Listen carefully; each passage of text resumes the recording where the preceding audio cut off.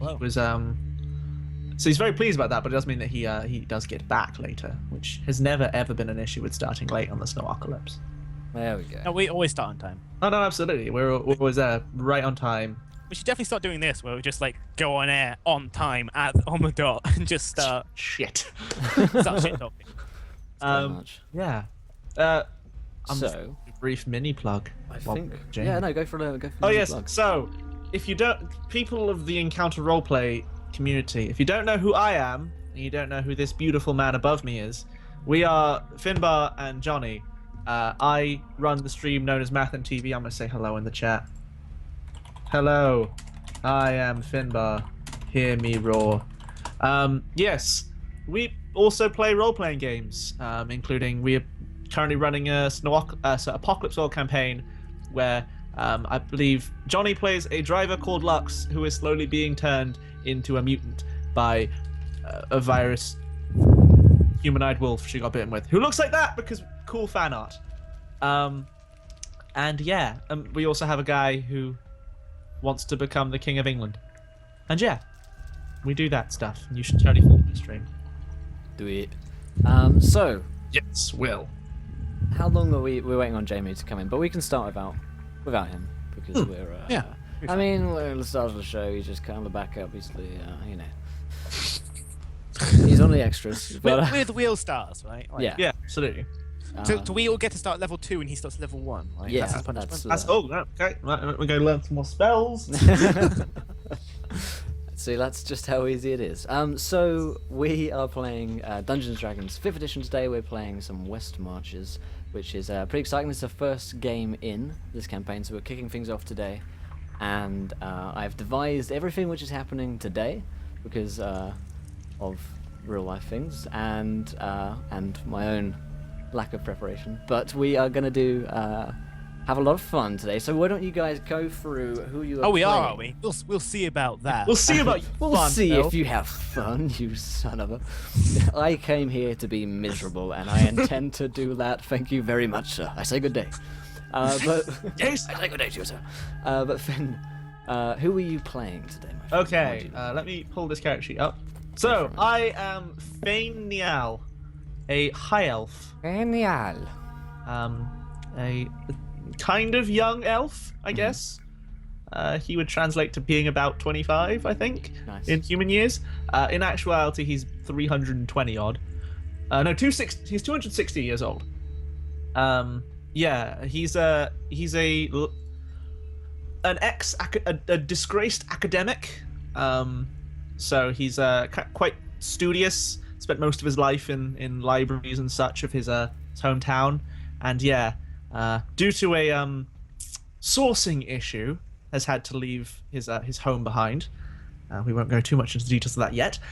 And yes, he's now roaming the world looking for arcane knowledge and otherworldly knowledge, and is a bit of an oddball, but quite smart. Okay. And anything else? Or are you good? I'm just trying to think. Is there anything else I need to bring up right now? Out of 10. Oh, Just for me. Probably a 6. I mean, he's an elf, so he's quite pretty. I'll go down to a 6. He's a little bit awkward. You got to buy me a drink first, but okay. Okay. Johnny, who are you playing today? I am playing Lotram Nerebo from the east side of the nation. He is he's an ex soldier. He's about 34, so he's been through some shit. He's got this kind of quite grand, what looks like a pirate's tricorn hat that he never stops telling people he took from the what did I call this guy again? Is in my inventory. The Dread Pirate Rogurg. Nice. So he always wears that, and yeah, he's in big chain armor. He has this huge halberd. Basically, think he looks a bit like what the fuck's his name? Bruce Willis, kind of that kind of like in like some of the later Die Hards. In that kind of, he's like old. He's looking older, but still butch as hell. Still got it. So he's Yeah. he's more mature than me, even though Yeah. I've probably got like 220 years on him. Yeah, but Easily. basically, yeah. His kind of unit kind of got demolished at one point, and he just kind of like didn't go back to the army kind of afterwards. It's like, you know what? I think probably some incompetence of officers got his. It's like, you know what? Fuck you guys. I'm out. And is now traveling with some weirdo elves. Yeah. Yeah. Oh, 1 second. Okay. Just think maybe Jamie has just arrived. There is a horn blowing in the background of Hogeko. There is. Yeah. We got some creepy mood setting music Mm. because we're sexy like that. Let's even get Yeah. Jamie in before we launch ourselves Yes. fully into the breach. As Jamie's character is a redo of a character from another campaign that I ran, I guess I could introduce him if that would help people. Yeah, sure.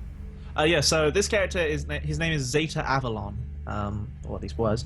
This guy, he's a wood elf and a monk by training, a martial artist who gained fame in certain circles by being a pit fighting gladiator, and yeah, being rather good at it because he's okay. He's on his way. He's just throwing some food down his throat. Nice. Yeah, so he's a high flying gladiator with a sword and a mean right hook. And yeah, I don't know exactly why he's run away to join us on the fringes of society, as a deserter. So we've got a deserter, we've got a disgraced academic, and whatever the I'm hell. not a deserter.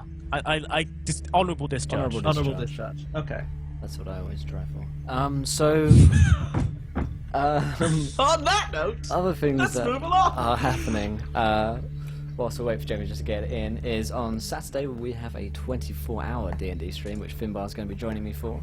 We'll be playing some Blades in the Dark, carrying on from previous session on our last 24-hour stream. I'll also be giving away a copy of the Player's Handbook, Dungeons & Dragons 5th edition Player's Handbook, which I may or may not sign, depending on...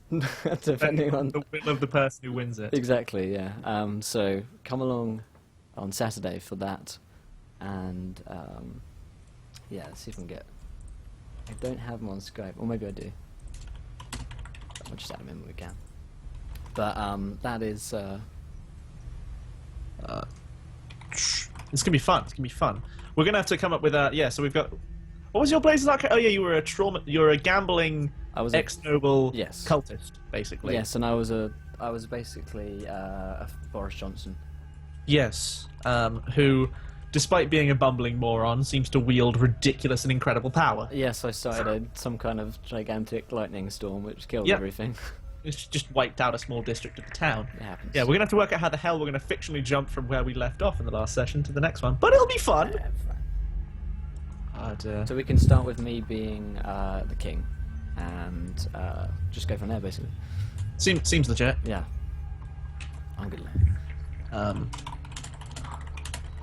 Ho ho ho ho ho. Do do do do.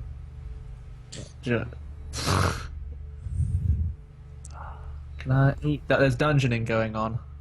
Get in that dungeon. Win Need or to- lose the yeah. gold. Done a lot of. Gotta spend some gold, guys. Very important. What is the dungeoning? So it's a feature. Well, you should probably explain this. Well, it's your goddamn I part. know I will. You know what I will. You can. Currency system is gold. You can earn gold by being in chat, and by also entering the dungeon. You can spend some gold, and you kind of gamble it on you and your party going in, and other people in chat. And you can either win that gold back by raiding Moldark's dungeon, or you can lose it if he kills you. So it's pretty big stakes, and the levels are down below. You can level up. The very highest level right now is Beholder, which no one holds. So no Oh. one beholds the Beholder at this point. I wonder where I'm at. Oh. Oh baby. Oh baby. I'm a demigod adventurer. 20,000 gold. That is quite hard to reach. I'll give you that. Yeah. Oh dear.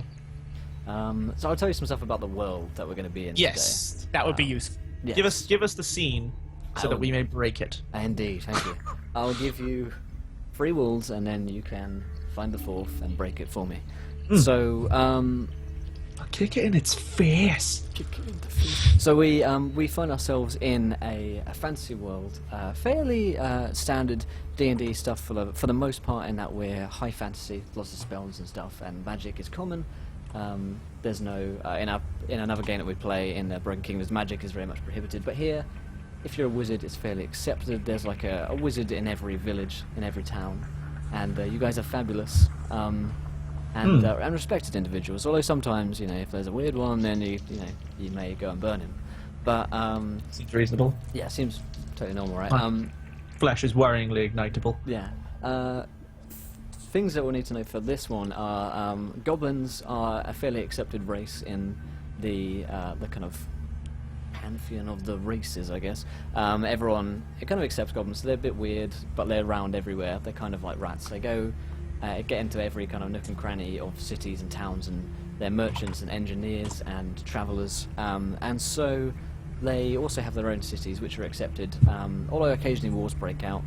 Orcs are less accepted, they're the more violent cousins of the goblins, and so they are not an accepted race.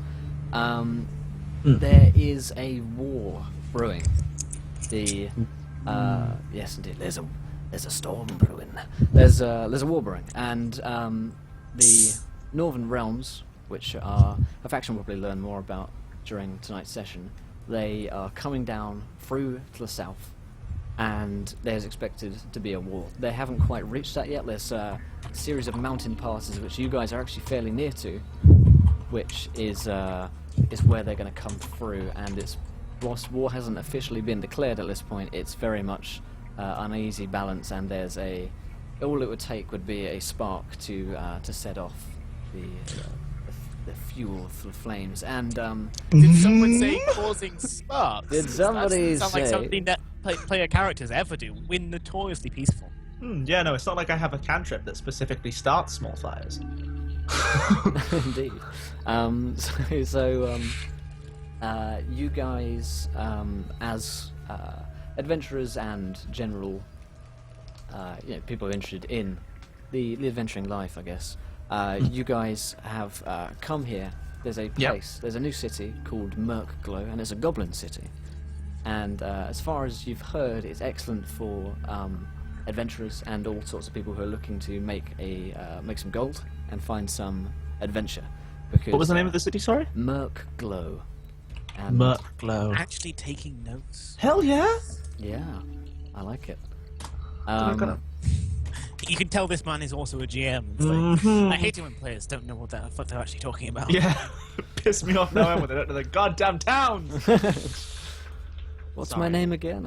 Okay. Anyway, What do I add to this D20? Fuck! we've been playing this game for years. What's your name? So my name's Merk. Anyway, you guys are going to Murkglow, and you can decide whether or not you've met each other before, whether you're travelling together, or if you'd like to meet in some way. I don't know. And if you do know each other, we can go into how you've met each other before and how you got together. I usually find knowing each other makes things easier because you don't spend the first hour faffing about. Yeah, Yeah. I think we maybe met on the road or something. Maybe me and the other elf know each other. We're like from the same city.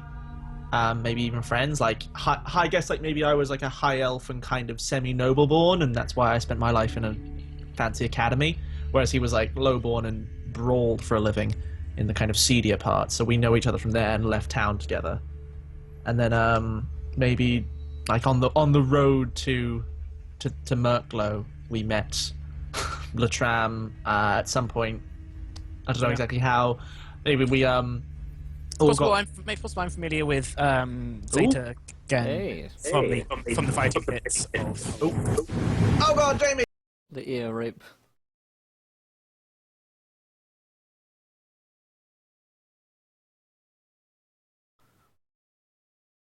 Okay.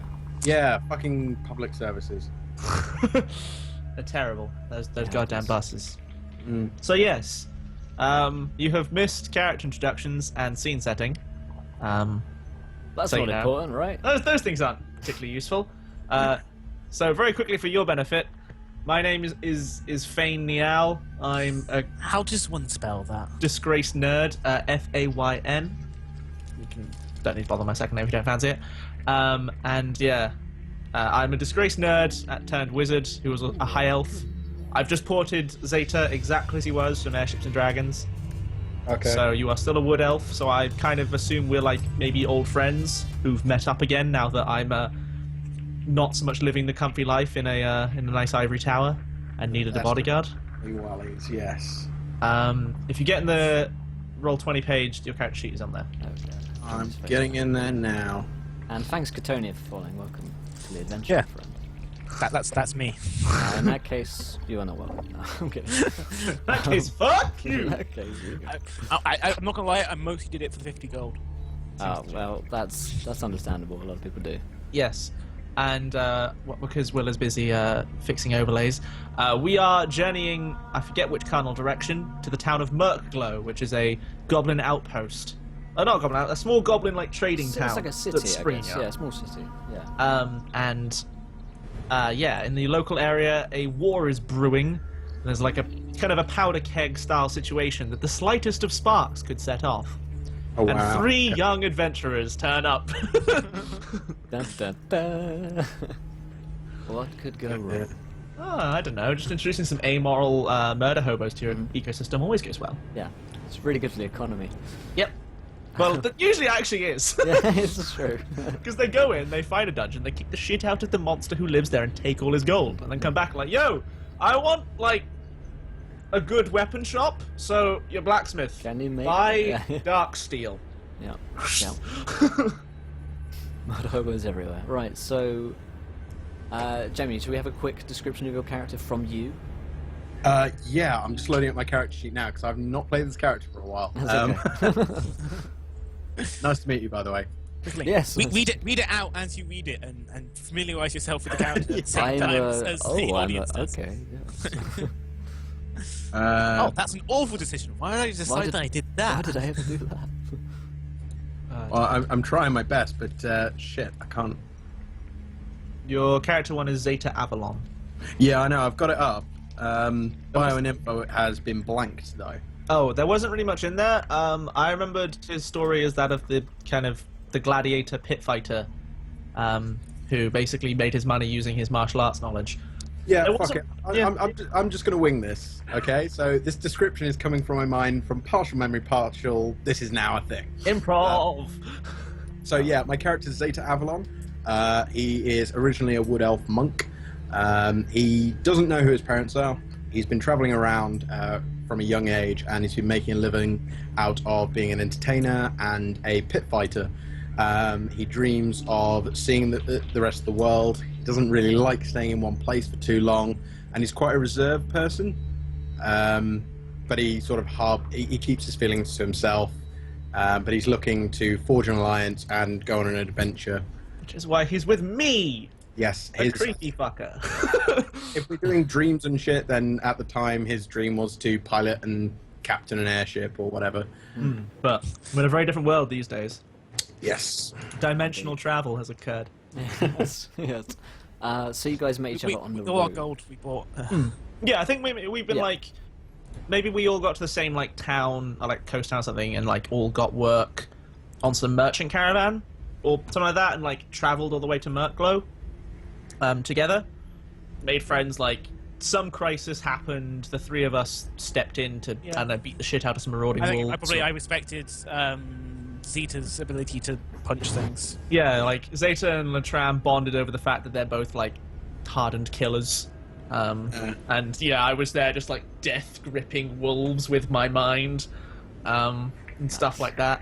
We kind of were all like, yeah, we're pretty cool guys. We've got that alluring main character personality type. 'Cause we're all... Yeah, last thing I remember he uses martial arts, but his only weapon of choice really are knives, and he seems to have them concealed everywhere. Yes, lots of throwing knives. Yes. The classic, just like flicks hands and just knives. You're that guy from Wanted. The movie where he's like, he just Oh, I remember the movie. I don't remember. yeah, the guy. like in the training montage, like he has to beat the crap out of the guy, and then he gets trained by the knife guy, and he's like a butcher, and he just like knives are good for up close Oh, work. yeah. They you can conceal them and like flicks this like tiny knife from nowhere like into the, like his bridge of his nose, goes, and they never run out of bullets. Okay, so we yes. have our three heroes, three adventurers with us. So you guys are Yeah, coming... we're anti-heroes at best. let's face it. Anti-heroes, yeah. Protagonists. Protagonists is the are term. individuals whom the story focuses on. So you guys are traveling to Murkglow. You're expected to be here at the end of the day, but you're not exactly sure which direction you're traveling, and you can't see it from here. And Goblin territory is always a bit hard to navigate because they never signpost things properly. And even if they do, I don't know if any of you guys speak. Hello. Giants I think I've been sitting there with like I think we can literally see us getting up to like maybe in this little caravan or us like walking, and I'm like flipping through my Goblin phrase book, and then we get to the sign, I just toss it aside and go, learnt it. So yes, I do speak Goblin. Excellent. I actually have 2 more languages to choose. Cool. So, yeah, you guys are having a little bit of trouble going through this area, but after probably a few hours of travel, it comes to mid-afternoon, and you see the city of Murkglow, which, similarly to this photo here, this picture here, has this large kind of gate made of spears and palisades surrounding it. Looks quite intimidating, and it's got this kind of orc or goblin symbol on the front of it, some kind of god or totemic, shamanistic symbol Thing. which they worship. Any of you guys who know anything about goblins, I don't know. I can roll Arcana. It'd probably It'd be more religion. like a knowledge sort of history check to know anything about. I have history. I don't have religion. I can try history. Yeah, sure. Right, History. Yeah. And History. anyone else who wants to know anything about 13. what they might know about goblins can also roll this. I have no knowledge skills. I have no knowledge of. I have no intelligence. Who am I? Basically. Where am I? So I need to learn names. Fane. Okay. So yeah, kind of. I've tossed my like Goblin phrase book aside Yeah. because I no longer need this. The hand- I know everything now. Yep. Yeah. So yeah, Fane knows, having pretty done some research on this and just general knowledge Yeah. that you've come to. I've been on the road for a month or so. I've like picked up my fair bit of Goblin lore. Yeah, yeah.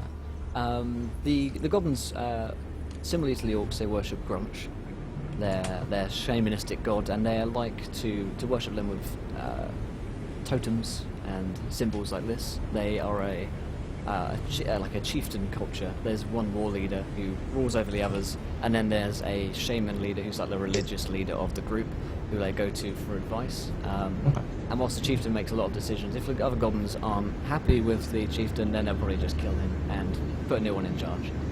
Seems legit. Yeah, exactly. So perfect for murder hobos. Yeah, absolutely. And Murkglow. Can we become the new chieftain by killing the chieftain? Is that how it works? Not really. It is kind of it's hierarchical in that often like sons and daughters will become chieftains. It's not So we have to necessarily if you marry just- a Goblin Yeah. prince. Good. pretty much. Got it. And then you were decided the shaman would probably decide through some kind of omen or ritual who the next one would be. Although these things probably are quite corrupt, and whoever the shaman just wants to be in charge gets to be in charge. Okay. There's even been cases of the shaman saying he's going to be in charge through the ritual. I imagine that has gone down well historically. Yes, very, very well. So as you guys see this huge gates, it looks like there's a lot of machinery and mechanics which has gone into this place. It looks like oil and grease is kind of just dripping off down most of the surfaces in here. It's clearly been kind of constructed crudely by tiny goblin hands over the course of several months, and there are some little kind of ships, airships sailing around who look like they're being run on kind of motor and oil and chugging along making black clouds through the air, and they kind of swerve above you. And so you come to this. Go ahead, man. How common is like that sort of like mechanized transport? Um, Is an elf living in his ivory towers in the forest going to be like, holy shit, I need to take it apart and find out how it works? It's Or quite is it possible like- you would, because if you've been in human cities, you probably wouldn't see many of these. There's probably like a district where the goblins go and work on machinery. So machinery is quite a common thing, but flight is very much the goblin speciality. And so if you've never been to a goblin city before, which I'm going to say you haven't because this is like one of the only ones, then this is quite a spectacle. I mean, it looks crude, it looks terrible, and it looks like they're probably going to fly and explode. But, you know, they are flying, which isn't not using magical means, which is quite interesting for a... what is Okay. it? So, Yeah, that's pretty cool. you see little goblins, like caravans, merchants, traders, and tinkerers kind of walking up to this rather imposing gate, and you stand there a few hundred meters away, looking at Murkglow. What do you do? I'm just kind of like... I think it's like I'm carrying this like big old book bag, and I just sort of drop it and go, finally! Ah, it has taken... How long? It has taken us 1 week, 5 days, and 3 hours. Eternal clock never ceases to amaze, Latram. Jesus Christ. Oh my god, I have such a backache. We should take one of those ships. Make the journey quicker. I mean, once we're there though, well, I mean, we should still possibly look into the acquisition of such a ship. Legal is preferable. I've already been thrown out of one home, but I want one of those. They only goblin. It's a city of goblins, Latram. It's a dangerous thing to mess why we with. fly away. I like your style, but let's put a pin in that. Let's put a pin in that plan, and we'll let's go find a bar. Latram, would you be so kind? And I pick up my book bag and just hand it to him. It's like, Fine. I sling it over the edge of my halberd and just like Yeah, that's use fine. it as a. yeah, it's like all these like paper and notes like jutting out of it, my assorted diagrams on anatomy and things like that. And I just say yes. An upstanding academic representative of the fine university of the Elven cities should arrive. Shut the fuck up. Should arrive, in a certain level of decency. Let's go. Chop chop. Yeah. So I'm gonna I walk. couldn't return to Zeta and just like, does he ever shut up? Nope. That's all he has to say on the matter. Yeah. So I I like you. You're quiet. It's like me and Zeta compliment each other. He doesn't talk. I talk all the time. Between us, we make a full conversation. It's a talker doer thing. I ignore that and stride up to the gate. Okay. So you guys come up to the gates, and there's a little officious-looking goblin there with a scroll and a scribe, and he has a pair of glasses on, which he kind of peers up towards you guys with. He says, "What you want?" We seek access to your city, good sir. All right, then should have said. It's fantastic. You know that goblins are not the most intelligent creatures. They Yeah, are I slip cunning, but they are Yeah, I not. slip into goblin, which I imagine is just like half the grammar is missing. Yeah. One in. Okay, Me and these two. okay. Names, please. Fane, Latram, Zeta. All right. What you want? Tell him to tell us where the nearest bar is. They're a place for drinks, beer, Yeah, should have said. Filthy gob. job. Which way? That way. He points to the city. I look around. Is that like a map on the wall? No, no, no, no. Oh, okay. Oh, I was no, kind of no. back in the- Good. All right, that'll be 5 gold. Or, City. Getting in city. but we already paid. When? Where'd I go? Did you forget? Can I roll deception, please? Yeah, sure. Yeah. This is gonna suck. So I we feel like we mine got is an on- advanced booking. We booked a table. I have no proficiency. We paid in this. online. Minus we one paid deception. online, yeah. Minus one. It's the first time I think in a while I've played a character with low charisma, so this is going to be interesting. See, yeah, I literally put myself. That's Yeah. a 1. Not on that So one. though. I'm like, yeah, we totally paid. Like, I go into this massively complex explanation of why we don't have to pay and lose him halfway through. Well, be that as it may, I don't know how the deer got involved in that story, but anyway, that'll be, like I say, that'll be 10 gold, please. Is this all in Goblin? I'll turn back as at this point, it's like, apparently it's 10 gold to get in, guys. I look very deflated. Is Fane the only one who can speak Goblin then? Yes, by default. Unless Haggle with him. I just tried. It went from 5 to 10. Probably just walks up to him, like, looms far over the top of him, probably puts the book bag down, and leads the halberd and towers the top of him, and just, like, pulls a dictionary pouch, just puts out, like, 1 gold, puts in his hand. That will be all. He looks down at. And I'm going for intimidation, like, Yeah. just- Yeah.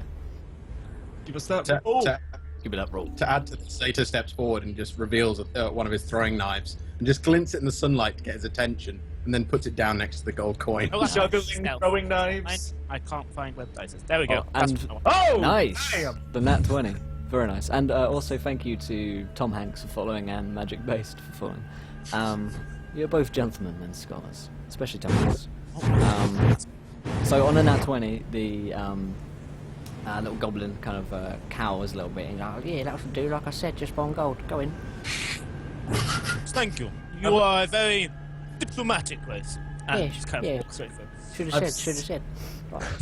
I've scooped my book bag off the floor where it's lying in the dust. I'm looking at at Latram with glaring daggers, but then smiles to it. It's like, thank you.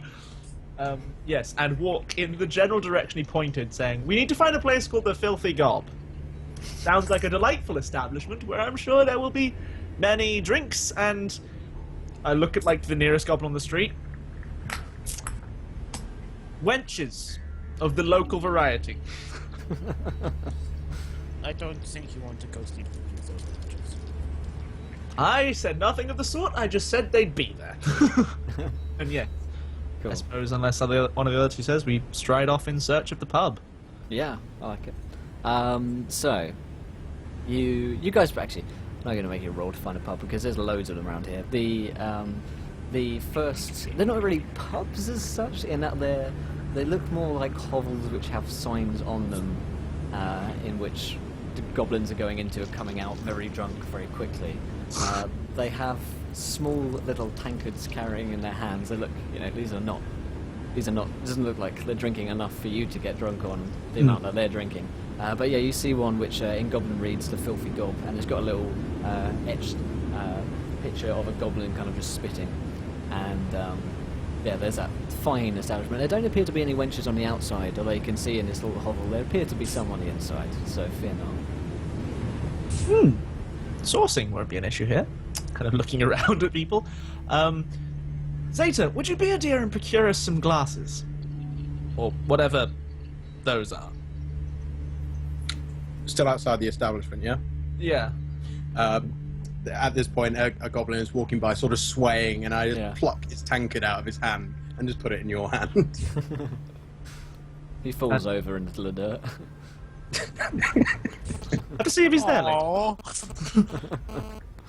Let's go introduce ourselves. Ooh. Someone has their phone close to a thing. Yeah, so I take the tank and say, fantastic. And I wander in. Yeah. Oh, Jamie. Yes. Back. Sorry, that's my bad. Classic Jamie causing audio and visual problems since about 6 weeks ago. Is that better? Yes. Yeah, Yes, much better. Fantastic. So you guys head into the Filthy Gob. There is, there appears to be like a bartender who's at a very small bar, and lots of patrons who have very small tables, drinking away. It looks quite merry. You walk in, and there are a lot of faces turned to look at you, because you're not goblins. Not that goblins are necessarily uncommon, you just haven't seen any so far. That are any non-humans so far. Non-goblins even. Okay. It's like, I don't think we are popular here. Oh, it's fine. It's fine. Cultural differences are a common occurrence in brand new societies. We need to be ambassadors for our race. / take all their cool shit. I didn't say that. That was not a threat. We come in peace. Everyone looks at you like you're a madman. The tram is literally What's she face saying? palming. It's just like, oh. Fantastic. Let's get some drinks. This is why we're not popular. Me, I polite. I ask in short sentences. People give me everything work fine. Yes, Latram. That's called blackmail. Not blackmail. The other one. Intimidation. Maybe. I thought you were supposed to be the smart one. I have my days. Yeah. So I head over to the bar. All right. Little goblin there says, How can I help you? First, drinks. Then, we need work. Work. Okay. Okay. Well, what do you want to drink? I kind of look around. Does there seem to be much difference in what people are drinking? Actually, no. I go, a glass of wine would be greatly appreciated for me. My companions, whatever is strong and dark and cheap. All right. What kind of wine? We've got red, very red, and red with some spit in it. Whichever is the least similar to vinegar. Okay. Fantastic. He goes and he gets a bottle of red and a bottle of dark red. He pours them together and then spits in it with a flourish. And he says, "There you go." And he goes and pours out some what looks like sort of liquor for the two of you, and then puts it up, spits in it, and hands them to you. There you go. First one's on the house. That's all you can say.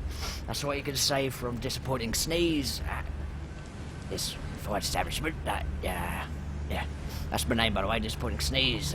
Disappointing Sneeze. That is Yeah. a bold name that I'm sure will live on in tales. Like he's named after my grandfather. It's going to Fantastic. He was pleasurable sneeze, but it sounded weird. So Yeah, no, that does sound strange. yeah. Very. What are your names? My name is Fane. Uh, These are my companions. Like a Alright. gesture. I'm speaking common, presumably. Yeah, He's, yeah, he speaks yeah. So, my name is Lotram. And for the next round, can I not have spit in it? It's a cultural thing. I appreciate it. You like the spit. but I extra do not flavour, like the but spit. yeah, all right, fair enough. Yeah, I'm like they're just kind of like sniffing the wine, like eyeing it. There's something about the spit. You don't know what Yeah, it it's is. It like- adds some texture. Yeah. So he, It's like he's- the vodka you get like a snake in it or something. yeah. It's, Yeah. Yeah, it's a little extra something. He says, So, you look for work? What kind of work are you boys into? I want to see non-goblins around here, so you must be looking so to do with a war, or adventure, or plough adventures. Which one is it? There you go. Little column A, little column B. What's that? we are good at killing things. All right, well. Also, watch a out, few boys. assorted explorations and the usual of monster pest removal. Like I said, we kill things. We Investigations. kill living things, we kill dead things, and we make them deader. We kill things. Locating certain arcane artifacts What or about this one? finding He's lost quiet. sheep. he points at, looks at the character sheet. Zeta. Zeta, yeah. What about this one? Is he a quiet one? Is he a clever one, or is he? What's up with you? Can you speak? You're mute. I can speak. Welcome. I'm just processing, my surroundings. You see, in all honesty, I've been spit free since forever, so I'm just acclimatized to my new drink. Go back into the spit. Yeah, it's, when you've been away for a while, I mean, it's like riding a bike in a way. Not that we do that. It's, yeah, they're more like tricycles, I guess. But anyway, so you guys are looking for some adventure. Well, I can tell you what the chieftain of Rockbone tribes, chieftain Rockbone, he's looking for some work because, well, last I heard, one of his friends went missing or hasn't returned word, and with all these northern realms all around here, you know, you human buggers, if you excuse the intended racism, then... You'll excuse the intentional racism. Like, I'm like ready to say it's fine, as if you'll excuse, like, no, fuck you. And he says, Well, he's a bit worried about that, so up on the mount at the top you find the chiefs, you can probably get an audience with him just because you're, you're not a goblin. You're a no-gob, as we call you. Got no But gobs. I have a gob. It's just where I put the strength. Well, it's not- Actually, I've changed my mind. The spirit, it adds something. Yeah, well, it's because it's a filthy gob. You boys ain't got filthy gobs. That's what we got. Look. and he spits on a table, and some like black mess comes out. Yeah, pretty filthy. I'm like staring at this now, and I'm just like, fascinating how your bodies can survive such virulent virulent substances. Yeah. Well, a lot of this would kill you, so that's why I've got to do a little spit, you see. Fascinating. Yeah. Yeah, I think, yeah, Latram or Zeta, one of the two of you, sees like Fane's hand just like resting on the pommel of his little like dagger. It's like, and he's got that. I suppose the look is probably closest to scientific curiosity. Gotcha. Like, we are not in danger here. Oh no! Sorry. Yes, work, chieftains. Let's go say hello because we need a place to stay. And I open my purse like, funds are running a little low, gentlemen. And I wouldn't wish to deprive this man of any more of his fluids. So cheers. Down in one, that's the way. Yeah. So I guess. I think the tram was definitely just downed his drink. Yeah. Yeah, you had shots of. I guess it's Gob shots. a Jaeger gob. Shots. Gob shots. Yeah. A Jaeger gob. It's like a Jaeger bomb, except instead of energy drink, it's goblin spit. Yeah. Instead of Jaeger, it's potato vodka. Yeah. Glorious. Yeah, so I guess. Well, kind of. I suppose we're trying to a little table. I'm like, do we go find this chieftain? See what he's got going for us. What do we think, gentlemen? No duh, beats the shit out of hanging around here. Rescue can take a long time. Sorry, you were saying, Zeta. I was saying, well, there's no point hanging around here, and, well, unless you guys want to stay here and drink more goblin spit, I'm not. I'm quite all right. Although I would be fascinated to the internals of these creatures seems most fascinating. We Yeah. can kill one on our way out. Thank you. Yeah. So you guys head out of the filthy gob. Yeah, I guess we finish our drinks to the best of our abilities Okay. and go to find ourselves a Yeah. Chieftain. Okay. Yeah. So, yeah, you as Disappointing Sneeze mentioned, there is a mound at the top of the of this kind of city, and there appears to be some kind of large tent structures which have been erected there, looking quite vicious as far as goblin buildings go. It looks, it's kind of a building, I guess, and as you guys, I imagine you guys head off in that direction. As you're going elsewhere, you're looking around. There's plenty of like shops and kind of mechanical workshops and stuff which are going on here. And there's also like well, not churches, but kind of circles of dancing goblins, and there seem to be shaman figures in the center. yeah. Kalima. I think there's definitely an element of like you've got basically mum and dad, and then Fane, the kid, having to be dragged to the toy store, like looking at everything and like stopping at every to admire probably the least interesting part of every store. Like, oh my god, it's so amazing. Understanding none of it because he doesn't get mechanics and engineering, but he's fascinated by it all. And yeah, That's a toothbrush. what is amazing? You people actually have devices for oral hygiene? No, we don't use them. They're just for the you lot, basically. Wonderful, wonderful. Okay, yeah. That's my slow progress. Which Okay. through this. So you guys make your way up to the top of the hill, towards this large tent structure, and there's lots of totems erected around here of kind of goblin and orc figures and faces and idols. And there appear to be two kind of armed goblins. You haven't seen many like guards around. Most goblins tend to carry like a dagger on them of some sort. But these two are wearing kind of bone armor. They actually look fairly intimidating despite their size. They've kind of got this white face paint across them, across their faces, and kind of onto their bone, their kind of bleached bone armor.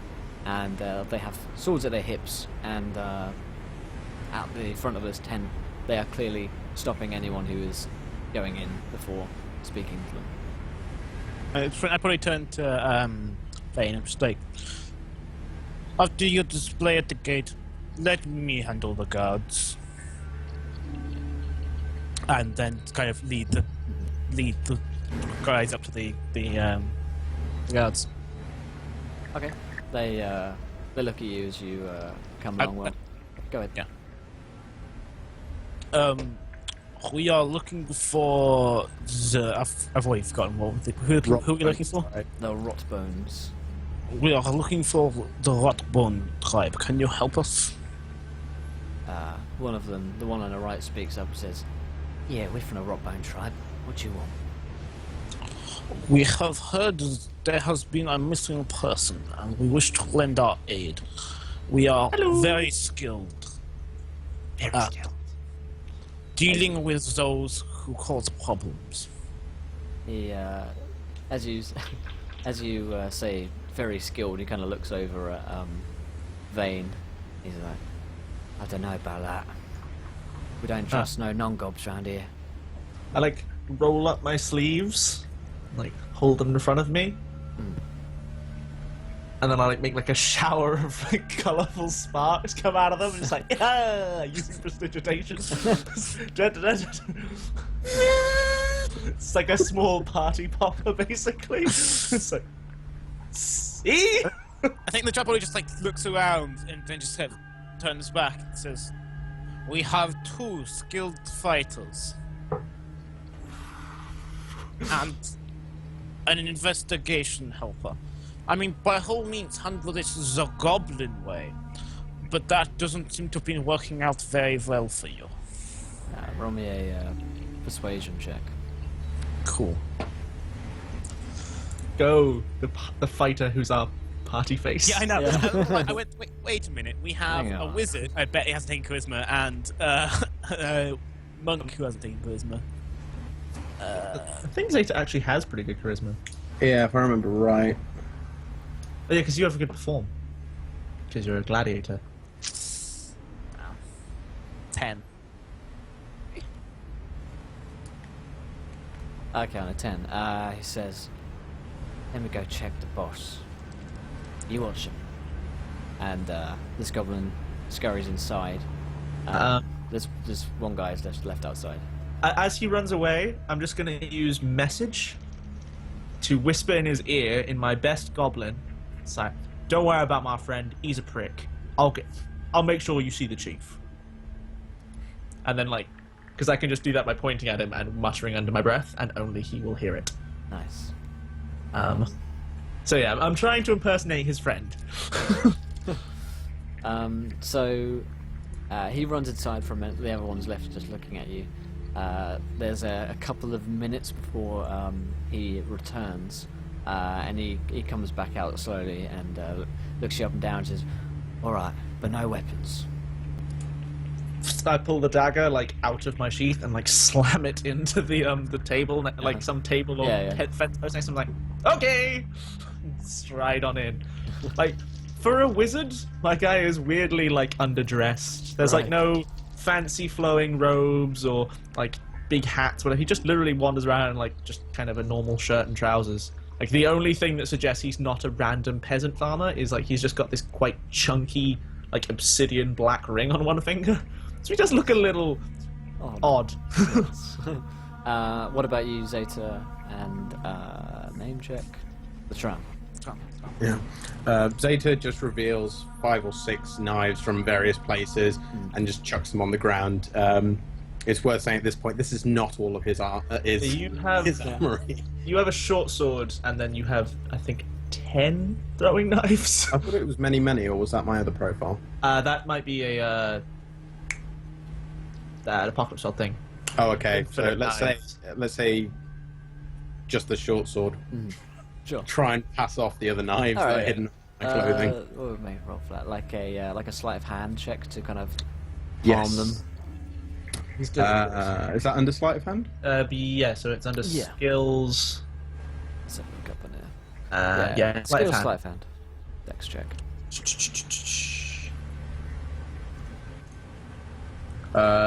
Dex, yeah? Oh, yeah, no, if you go into the skills tab on the right hand side, there's sleight of hand. Oh, shit, okay, sorry. Hey Nice. boy. Under the character sheet stuff. Yeah, so or- in your character sheet, under the middle one on character sheet, and then the skills button. Yeah. And Skills. sleight of hand is in the right hand column, third from the bottom. Third from the bottom. There again, Joe. Oh, words and followers. there Corio we go. 5, Lunatic Fringe. Thank you for following, my friends. Oh, Jamie, speak. Will someone speak? Whoever's do the feedback. Hello? But yeah. it just sounds Okay. like there's a fan maybe or something. Maybe. That is yes. a fan, I'm really sorry about That's that. cool, dude. So yeah, you got on 16. On a 16, yeah, you palm these off, and Yes. also with these daggers. Yeah, they kind of do a quick check on you and then let you in. Zeta, do you attempt to hide or do you just? He carries like a. Yeah, no, I Yeah, don't know so- if you have any hidden weaponry or. Yeah, no, I don't have any healing. Then- I just take off my crossbow and my longsword that I have around my waist and hand them straight over. Then I sort of turn to the guard and like, I like this halberd. I do not like letting it out of my sight. I will give it to you, but I request that you bring it into the room, and so I know it is not being mistreated. Alright, one of them, is it? Fair enough. He's very partial to his pointy things. Oh, yeah. And they kind of, between the two of them, bring it in because it's a huge halberd for them. Yeah, cool. So Great. you come into this room. The floor is just mud and kind of bits of bone, and it's not particularly nice. It's not paved or anything. And at this chair made of spears and kind of bits of palisade wood, there's a goblin with similarly wearing lots of bone adornments and armor on him. He's bigger than the other goblins that you've seen. And if you actually, you'll say. Vane knows that the more power that goblins have in their hierarchy, the bigger that they grow. So this one, being in charge, he's actually grown quite big, and so he's nowhere near the size of a human, but he's 1.5 goblins essentially, and he sits on this throne, and there's a big staff lying across his chair, and there are other goblin attendants and servants and guards around the room. But they fall silent as you guys enter, and they just watch these non-gobs. Quite flagrantly, I guess, in Vane's case, stride into the room. Yeah. Like my one piece of massive bling. And just Yeah. like, hey! Walk into the club like, What up? I got a big ring. got a big ring. Also phrasing. It's a gay Um, ring. Okay, I didn't realise. Yeah, I just kind of mutter to Zeta as we wander in, saying, lovely sense of minimalist decor. I should get you a place like this, Zeta. You'd fit right in. Uh-huh, yeah. Cool. In and out of this place. So yeah, it's like, what was the chief's name again? Rotbone. Rotburn. I do like a ridiculously over the top like court bow or something. No doubt learnt from some textbook, so I've never actually done it before, so Yeah, it's yeah. kind of clunky. It's like, greetings, Chief Rotbone. We seek employment in your court. Yeah. And I slowly straighten up, Yeah, go back there's to not. there's an awkward silence. He perks up and says, Alright then, who are you all? My name is Fane, a student of the arcane arts, and these are my traveling companions. Zeta, the martial artist and famed pit fighter in his day, and Latram, the man who owns that rather large spear over there. Oh yeah, I like that spear. Probably just raises the hand and just like, who else? That's just me. He Says, yeah, it turns out do need a bit of work done. You had heard. That's things. Who told you that? The proprietor of the Filthy Gob Bar. Disappointing sneeze. That's the one and all. Yes. Yeah, good gob, that one. Got good gob in him. Fascinating. Right. He certainly had an excellent spit. not gonna make that joke. Okay. He says he says Alright then, well, you heard all about this Northern Realms lot coming down here buggering about. We heard a few rumours. Yeah, well, turns out we are a neutral party here at Murkglow for now in the war, but it turns out that the Realms lads, they're looking for more and more from us. They want tithes, gold and money and food and the sort from us, which we are happy to supply for the moment, but their demands are getting bigger. Wait, Appeasing warmongers so often leads to trouble. hang on a minute, are you ain't spies, is you? You ain't Northern spies, is you? and the goblins around the room kind of like bristle. I gestured to like Latram's tan, and then to the fact that we are both like elves and like. They don't discriminate. Well, be their equal hiring as it may be, we lack the subtlety for spycraft. Yeah, you do. This seem is true. We pretty do not stupid, go. What's that? Oh, coming from a goblin. Of course, yes. Mental tick note, like I'm gonna see what your insides look like. Yeah. The song plays and yeah. It's a traditional ditty from my academic years. Try and drawing the donger. That's it. That's it, put to good use.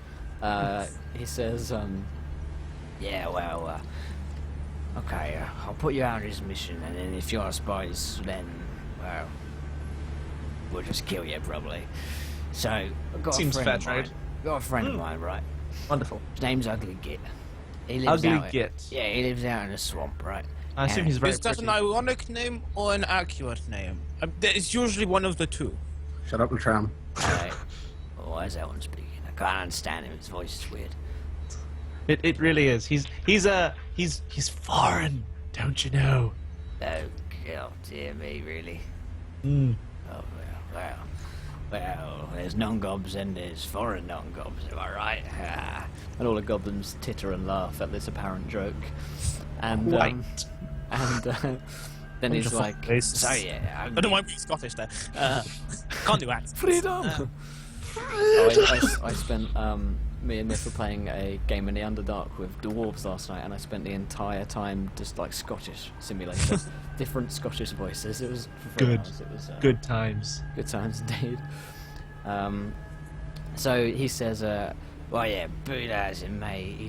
He ain't replied to my messages, and he's pretty good with tinkering and being a scout for what's going on outside in the outlands around here.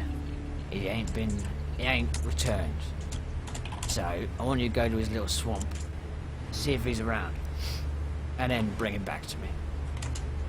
And also, if you see any Realms lads out there, you let me know. Don't kill them, like, because that might start war. We don't want no wars, yeah? Obviously not. No, that would be terrible. And if Wars anyone are asks- awful for profiteering, dungeoneering business. If anyone asks, well, yeah, exactly. If anyone asks, I didn't send you, alright? Is there any particular reason we should be worried about this area, or indeed, Yeah, there's Gribblies round everywhere. what now? The Gribblies. Come again? They're Gribblies, they're everywhere. Can I consult my knowledge of goblin? it's clearly slang. Yeah. I know a little bit about Goblin because I do speak Goblin, so I guess maybe I can give it a shot. Yeah. So that would probably be, what have I got? History, or Yeah, you can roll me a. Yeah, you could possibly yes. roll me a streetwise. That would also kind of work. That's kind of street slang. History or streetwise, whichever you prefer to roll, whichever's better. Streetwise. Streetwise this game? We're not playing Are we Bird not and in? Wheel here. Are we not in 4th edition? Oh, streetwise was. Oh no, I was playing. I tell you Yeah, what, Wise- I Wise was is playing a Bird Song of and Ice and Fire the other day. That's why I'm thinking streetwise. Say wise. Yeah, no, you stuff. can roll me a. 25. Nice. Tell me what everything about a Gribbly. You want to know every single detail. Yeah, it's The like I think I coloration. just like reach into my book bag and pull out this like You pull out a handbook. pull out like this just diagram of a monster or whatever the hell it is. Yeah, It's yeah. like AKA the Gribbly, and I've got like detailed notes on its entire physiology. It's like so yes, fill me in. Cool. dearest So, Will. well, dearest Finn, a Gribbly is a catch-all phrase for monsters. It's Fantastic. not a particular breed, as far as you can tell, and it's just kind of what Goblin slang is for something which might kill them. Is Fantastic. Any specific Gribblies that we should be concerned about? The swamp Gribblies come in a flavour. Oh, yeah, swamp gribblies, that's the point, yeah. Plenty of swamp gribblies around. Go watch that out is for them. specific and useful information. Yeah. Hmm, You're good. welcome. What about your friend Ugly Git? Are we going to have any problems with him? Well, he's an ugly git, but other than that, he's just ugly git. Oh, so accurate name. Got it. I think my eyes can handle it. Fantastic. Oh, yeah, you've been looking at these two, am I right? Ah. and all the goblins laugh. Yeah, I laugh at that one. Right, you are, Chief. Right, you are. Ah, you ugly fucks. Not even worth dissecting. Right! Well, we've still got a few hours of daylight left, gentlemen. Shall we see about finding ourselves a man? Yeah, let's go find this ugly git, yeah? Wonderful. Yeah. Uh, Sounds good. All right, then. I turn to like one of his servants and say, "We will be requiring provisions for the road, please. Bold. The goblin kind of looks at you. Expenses." One of them looks at you blankly. Oh yes, that is, we should negotiate payment. I slip into goblins like victuals and drink and a map. Mush. He just kind of looks at the chieftain, and the chieftain's like, yeah, whatever. Says, oh, you want to talk coin, do you? All right, then. I'll give you 50 teeth. We I would consult like my knowledge of slang. coins. I feel my 25 is still holding Yeah, yeah, my yeah. slang. Yeah. Is teeth No, just no. teeth? Teeth is Or is- literally teeth. Goblins like to trade in teeth in their own cultures. Do I know roughly the exchange rate in a goblin culture between teeth and gold? Kind of a 10 to 1. So he's offering to pay us 5 gold. Mm-hmm. Elena, what about minimum of 10 times that? I explained the exchange Hey, you rates to Latram and then just like... Because Yeah. yeah, actually, I don't really get Yeah. money, so I'm just like, I just fill him in on the exchange rate and goes, have fun. We, for a payment to go out and deal with the swamp gribblies, we need at least 500 teeth. Teeth? Teeth. No. 500 teeth. Nice. Not our own. We like our own are included. Ah, part of the deal. Okay, it's package combo. All right. Well, yeah, I guess drive a hard bargain. Very well. Fire and gold, I'll do. Fire teeth. No way in gold. Pay your teeth. Cool. So, I kind of like look at Zeta like, isn't haggling supposed to be harder than that? I have a very good demeanor. People like to make me happy. Don't speak too quickly, I'll probably make you extract him yourself. Ooh. That will not be a problem. It's like, yeah. Have you met Thane? Like every single wolf we killed, he dissected. It took hours. They were.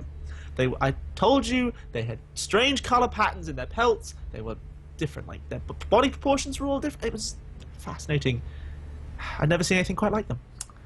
We could strike a bargain and say if they actually throw in some decent weaponry, we can give him his teeth. I'm too busy just remembering like dissections past. That would make him shut up. No, but we wouldn't have to, listen. Anywho, victuals. We need to be adventuring, fine gentlemen. What was that about, Mighty? Sparkly clean. They'll get you some. They'll get you some food and some spit. Fantastic. I swear to God, I'm gonna kill them all. What did you expect that they were going to give us to drink? Do you have any water not from inside a goblin? Why would you need that? Fits my delicate digestion better. Well, it's actually pretty good for your digestion, but you've probably find you some stale water, stinky water if you want it. That will suffice. All right. Stinky water and some veals or something. A map would also be highly useful if you have one to hand. Oh no, we keep them in our heads. We don't trust them with foreigners. They're all in there, in our noggins. Writing things down does have the tendency to steal the knowledge from one's brain, it is true. Yeah. Yeah. It's like Grumsh says. Just tell me, superstitions. And yeah, I guess wait for our food and then Yeah, they come with some packages. Some little brown paper baskets. I like take them and hand them to Latran. I put them in my back. I'm just fucking what's the phrase? Floater. I don't know. Loafer. That's what I was looking for. Fucking loafer. I just adjust the strap on my book bag, like scroll still poking out. It's like, right, let's go find some new species. Yay! Okay. Some swamp grimbles, don't you know? Ooh. So you guys head out from the Chieftain Rockbone's tent. There's probably a goblin which kind of points you in the direction of the way you're meant to be going over the swamps. Actually, from this mountain you can actually see that there's a swampy area off to the east. And in the distance are the mountain passes from which the Northern Realms army are said to be travelling through. So what do you do? I guess we begin heading towards the swamp. After reclaiming our weapons. Yeah. Yeah. I pull my knife out of We post. walk all the way out there. I make sure to take off my armor and I just walk out there with my hands like, anyone want to kill me? Strap some stakes to your chest. Yeah. Tasty. Cool. Just there, creating a small breeze with prestidigitation to blow the raw meat smell over the swamp. No, Cool. We then just tie his hands behind his back. Just start marching. I see. Cool. So, you guys head off through Murkglow to the city gates, and you find yourselves outside in swampy territory. It immediately begins to get swampier. Possibly not a brilliant location for a city to be this close to a swamp. I tell you, lad, I built a castle on a swamp and they said it couldn't be done. Exactly. Fell down. So, the foolish goblin built his castle upon the swamp. Anyway, you head out into this kind of marshy territory, and out here, these sounds of the wildlife and the smells of the vegetation and kind of stale water, which has been sitting there for years, starts to pervade pretty quickly. It's quite stink, like gets right into the back of your nose. And Stings the nostrils. it really does sting the nostril, my dear.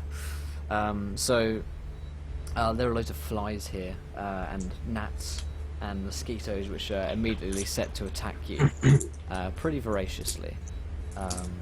You're not like covered in them, but I mean they're pretty persistent in that they found blood, and they start to devour it. And other than that, there's the odd kind of movement from the water as you walk through. You're not sure what it was. Could have been a frog. Could have been some gigantic gribbly, which you've heard of. But you guys don't have a map. So how on earth are you guys traversing, and who is leading the pack? Because there's no like road here. You're walking through swamp. Yeah, I think in Wild Country we probably trust Zeta with that. Yeah. Yeah, I have the short sword to. And he's kind of macheting his way through anything, and it's also like, it's the classic. What do your elf eyes see?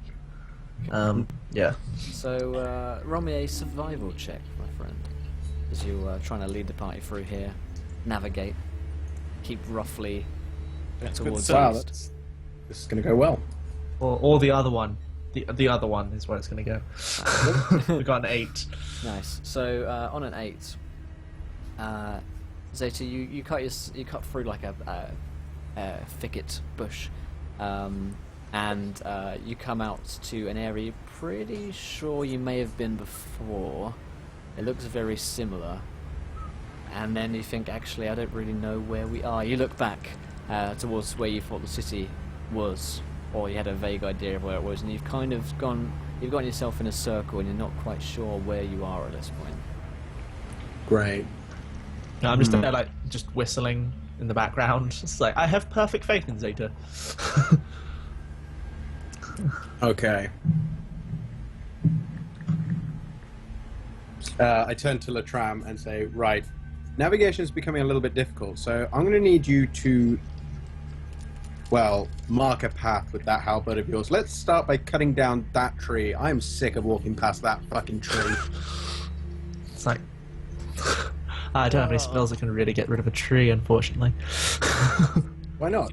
Flammable things. That's how the destruction of the Amazon rainforest started. Slash and burn, boys. Slash. It's like, So oh, get to know are we things. getting rid of living things? And I guess I Oh, just good. like I chill don't- touch the tree to like kill all the leaves on it. I don't. Chopping down a tree takes quite a long time. Could we not just like use one of your daggers to carve a little mark into it? That also takes time, but he does it anyway. So it's up And to- like as like this conversation is happening, like Fane is rolling up his sleeves, and then his arms start to go really pale, and as they do, like 2 perfect copies of them appear in front of him. And then he like lunges forward, and they shoot across the clearing and grab onto the tree. And yeah, I'm gonna try and deal necrotic damage to a tree with chill touch. And yeah, I just keep that up until like all the leaves and shit they fall just off it. wither and die and It's like, drop off. yeah, so I just kill a tree, and I'm like, will that do as a marker? First Creepy confirmed dead kill. tree. I expect to see a corpse on it next time we pass. Fantastic. Right, let's move on then. Okay, so you guys begin to travel once again with your new marker in place, and roll me perception checks. Okay. You'll go. Fane. Death. Death occurs. Rocks full. You perceive or death. So I see a 24, 16, and 22. Oh damn! But you know, it's going to be good when the 16 is your lowest roll. Yeah.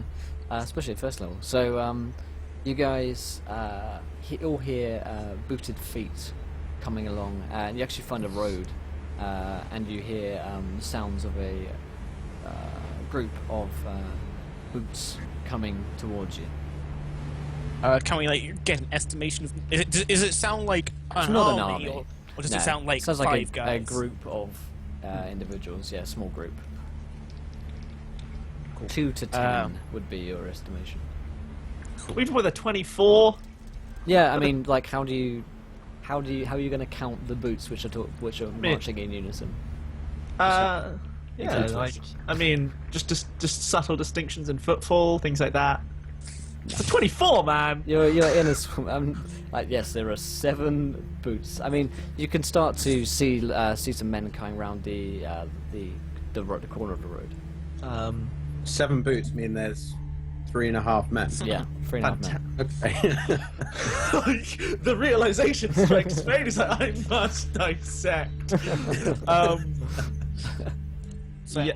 we don't want to avoid a fight if we can. I believe we're not being paid to kill people. Hide or make nice. Decide now. Let's hide for now and get recon. Stealth engage. We dive for bushes and things like that. Well, I dive for a tree or a bush. It's waiting the time's like I'm fucking shite at stealth, and then just like probably just like literally just go straight into like the marsh, just like, without going to a bush, just like Just drowns himself. Grabs like a reed, just lies back. It's like, I am along. shiny palm. So, as you guys lie in wait, you start to see a group of they're like soldiers coming down. They're mailed. There's probably about 5 of them, and as they get closer, it's much easier to see. Yeah, so you give me stealth checks as you walk by, as these guys begin to walk by. Mine is disadvantage, so it is 9. Okay. Because heavy armor. Yeah. These guys are clearly quite well armed and armored. And as they're walking along, one of them at the front points to where the tram has hidden his body, such that it is. It's probably like sticking out like a sore thumb. It's just, like he actually planted his spear before lying down. It's like, I think I probably put it upside down, so it's just like wooden pop. They will think I am tree. Yeah, It's fine. the seal is sticking out. they will think I am corpse, having been stabbed with helmet. They then spot you and kind of like one of them shouts. One of them starts to draw a weapon and kind of raise a shield, expecting an ambush. I look over to Zeta from my hiding spot to his, and like I just kind of like the sleeves come back down and the ring, the gold lettering on the ring starts to let out like a sickly green light. And I'm like, but like the other hand's like hold. Yeah. I've drawn two throwing knives and have them held up and ready as well. Did they relying on Fane to call the shot there? Did they shout? Yeah, one of them was kind of shouting, "Do you see that?" And then one of them calls out, "Who's there?"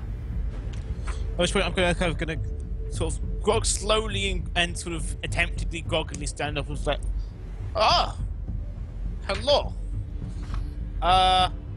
I'm lost, and I'm out of beer.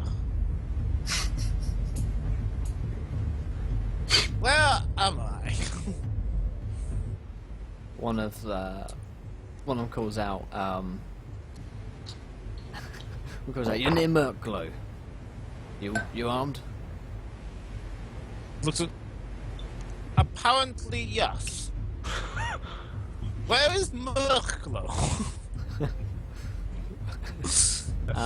One of them says, "Come down here and we'll talk." Like, okay.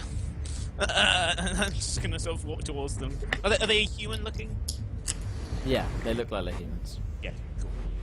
Yeah, I'm just gonna sort of casually walk up to them. Yeah. Like, So the 5 of them. kind of using my spear mostly as a kind of a walking thing, and obviously kind of relying on it a little bit. The why don't you give me a performance check? Why did Zeta not get seen? He's really good at these performance checks. A 9. So this probably isn't like you guys watching. This isn't the performance of the century. You It's kind a of soft thump of Fane's head into the tree. I imagine like he tries to put on like a limp, but then he forgets which leg it is and starts doing the other one. Limping over the side. So they start to they were putting their swords away, but then they kind of see you, and then they kind of look to each other. What's going on here? And then they keep them drawn. And one of them says, "Are you actually drunk? What's going on here?" I'm not drunk anymore. I was drunk, which is why I don't know where I am. Now I just have headache. I see. So, where are you from? Where actually are other places? I don't. It doesn't matter. You know. can say from the east. It's just running on one trip. Yeah, my name is Tom. I am from Eastern City. Last I remember, I was in the human town somewhere near the northern border. I forget. It was a hell of a week. Roll me a deception check. Eventually, one of my rolls will work. Yeah, Right? yeah. If I just keep rolling. Any day now, right? Oh, it's 12. 12. One of them says, well, you're clearly from the east, but I don't know about all this business. Be honest with me now. Honestly. So Well, we're not here to harm you. Just I wanna know I the truth. use my message cantrip to whisper in Latram's ear. It's like, if you want us to attack, the code word is bubbles. okay. And then I repeat like, the code word for attacking is bubbles to Zeta. Okay, so Message. Best cantrip. maybe I wasn't actually drunk. Maybe, hypothetically speaking, I was wandering through the swamp and I hear many, many armored boots. I not feel like fighting today. I dive into the swamp. Not at this moment. I got my hat muddy. I see. You with anyone else? Yes. But they ran away. I ran away. Yeah. I'm not fastest runner. This damn heavy armor. It's great for stopping you getting stabbed. Not so great for running away from when there are 7 heavily armored folks. Fair enough. Yeah, fine. I mean, I guess if you're playing it off like you're not all with it, then so there are 7 of you running. But yeah, he says, "All right, well, I'm gonna use message again. I think we should call bubbles. We haven't had a good fight in days. I mean, the comes just like, Getting Right this now. voice whispering in his Right. ear, like literally Kill has a them. demon on Kill his them. shoulder. Like, let's fuck him up. yeah. kill them Could- all." So, what brings you to swamp? We're here on business. And what business is that? Our And own now business. I should be the one asking you the questions. Our own business. Thank you very much, sir. Well, that seemed very fair. On your way. Good day. Very well. Hopefully we won't meet again. And he starts to move Hopefully so. This has not been my proudest day. Please forget about me. away. They start to march away. They pass by you two guys, Yeah. hidden. Do you do anything? You just let them go. Say, feel free to bubble some in the back now if you would like. I just turn around the tree and just yell, bubbles! And I ray of sickness the bat guy. Cool, roll me initiative. I Well, don't. he's not. Surely he gets surprised. Yep, Yeah. but you still need to roll initiative. Okay, fair. Yeah. Okay. We don't have tokens, so we'll have to roll them. Yeah, you can just do 1d20 plus your dex. 1d20 plus 0. 1! Oh, Good thing I got the beautiful. surprise round. Let me get up. Yeah, I guess as we had a coordinated attack word and the word bubbles is uttered, does Zeta attack in the surprise? Yes. Yeah, so yeah, Zeta's the surprise round as well to throw in some knives before we. So we have. Yeah, I'm going to throw the two the 2 knives I had out whilst pulling out, and 2 more.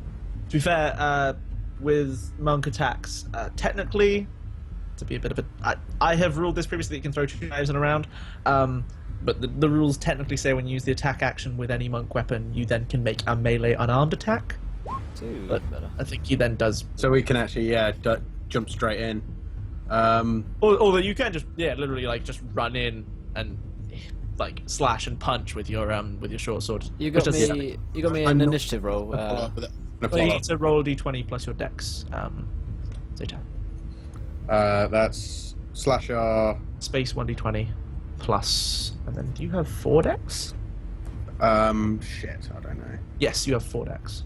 Plus 4. So you have So good stuff. /R 1d20 plus 4. You physically cannot get lower than them. 8. Nice. Pretty sure. Right. So we hurl in magic and knives. So the order of the turn sequence will be, once we get into normal turn sequence, will be Latram, Zeta, these guys, and Thane last. But first we have a surprise round surprise round, ladies and gentlemen, and he's here tonight. It is Fane with Alright. the rare sickness. Okay, I haven't actually filled in all my spell descriptions, so this is going to be a little... You know how I feel about that. I'll get there eventually, but I just didn't No, have time. I don't actually care about that, so it's cool. Ray of Sickness. Where are you in the book? Spell. I know roughly. Where are you, Ray? I'm starting to worry. Okay, I will target the leader guy, I guess, with this. Yeah, the guy who's in the front. Cool. So make a ranged spell attack against target on a hit target, doesn't it? No, that's enfeeblement. Sickness. Okay, so I roll a ranged spell attack. /R space 1d20. My int is 3. Sure. I think. Where's it gone? My int. Yes, my int is +3, so that's +5 overall. 11 against his AC. Cool. What does your ray of sickness look like? Yeah, so it's like I think the green glow coming out of the golden lettering, like bursts out, kind of lots of little laser, almost laser beams of green light collect in his hand. And then it forms this kind of fiery, if you've ever played Warcraft 3 or stuff like that, like those sort of green balls or chaos things hold, and he just lobs it almost like a cricket ball. Yeah. And yeah, it smells How like many balls sulfur were- and eggs. Nice. Yeah. So yeah, this connects with the guy in front who suddenly gets this massive jolt of pain and energy coursing through his body. And how much That damage? does so it does 2d8 damage, and he has to. Oh, damn, 12 damage, and he has to Nice. make a Constitution saving throw. No, he doesn't, because he's dead. Okay, nice. He's Yeah. dead. So yeah, this kind of just electrifies through his body, I guess, and then Poison damage, so he dies kind of, screaming. yeah, and then he kind of he pools and liquefies a little bit, and his eyes are totally gone. And else in the surprise round we have Zeta. What is the Z-Dog up to? Yeah, Zeta is actually aiming for 2 targets at once, one with each knife. Yeah, following the same attack path as I set out before, he launches the 2 knives that he had in his hand whilst preparing himself for the next 2. He's not following up with a melee attack. Yeah, well, it's the second knife, I guess, rather than the melee attack, because you can't. The rules are weird. Can you not throw more needs- than one knife? Who needs the rules? Yeah, you can roll 2. You can. Sick. Yeah, I guess they're light weapons, so you probably could. Yeah, go Yeah. ahead and do it. Whatever. What am I? He has 2 methods that could potentially It's do it. the rule of cool. In that So you could actually, I think, in your character sheet, under the weapons tab, yeah, if you can scroll roll into it. ranged weapons, there should be throwing knives just in there. Ranged weapons. And there's a little dice button at the end of the column. Yeah, so you just hit that Sorry. attack. Yeah. I've got to get better at locating these things. So It takes a little bit. character sheet, weapons. Yep. Scroll down. That's the wrong Yep. button. Yeah, I've got throwing knives here. Yeah, right at the end of that row, there's Attack. attack with the little d20. So just that twice. yeah, that twice. There you go. So yeah, Boom. 16 There versus AC for 7 damage, and then 18 versus AC for 6 damage. Nice. So you sink. How do you throw these daggers, and where do you aim them for? I'm aiming for the head, or neck. Yeah, yeah, And I'm just trying to pick off the 2 guys at the back of the crew. yeah. They clutch at knives in and around their necks. They don't appear to be dead, but they're kind of just clutching and trying to get them out because they've been struck pretty badly. They're probably going to die from that wound unless they saw medical attention. But for now, they are not falling over dead. So we're back into normal round. So Latron. Cool. Yeah, so those 2 are both still upright. Yeah, they're upright clutching daggers at their necks. They also have swords drawn. Cool. In that case, yeah, I'm running up to the one that's closest from their direction, if that makes sense. Yeah, that makes If there's 2 at the back, the one that's on the right-hand side, if they're on the right-hand side. Yeah, there's one on the right. Cool. So we're going up sort of to a basically jump, stab type thing, 2-handed stab through the heart, and then after that, staying at full range, and then backing up to be between because I never actually entered their zone of control, backing up to being between our ranged people and them. Cool. So let's see if I can actually kill them. So that would be lovely.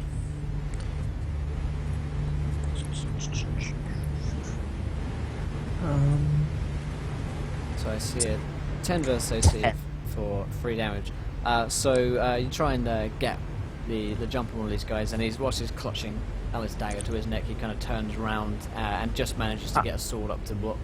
Wait, I have just realised actually, I can actually make a second attack with the, because I took Bottle Master, I get to do the with the butterfly spear. So this is with the, so I go for the stab that gets kind of blocked, and then blocked. Spin it round. Yeah. And go for the whip into the. Try and butt. use his momentum. I should have this as a second thing. Second. Get him in the butt with your pole. Phrasing. That is much better. Nice. So, yeah, you kind of come in for the stab, which he blocks, and you turn it round and kind of smack him in the face with the butt, and that actually drives the dagger in his neck into his straight through his throat, and he collapses as blood pours from his throat, so he goes down, making it Zeta's turn. You've just thrown 2 daggers at these guys, and then your friend the Charm came up and actually smacked it all the way through him. And there's another one that's clutching. He's kind of pooling in poison, but there are still a couple of them still standing and turning to fight. Get in there! Okay. With the follow-up melee attack, I just have to use my weapon, right? I don't actually have to use it at range. Yeah, so if you have say for instance, your short sword counts for that. So if you dive into the middle, you can stab with your short sword and then punch someone else, or do both the same person, whatever. Okay. You're kind of like, the monk thing is that you do a lot of attacks, like a lot of attacks. Cool. Yeah, that is absolutely fine. So I'm going to dive straight in there. Straight in for there. the guy who's clutching at the dagger in his neck.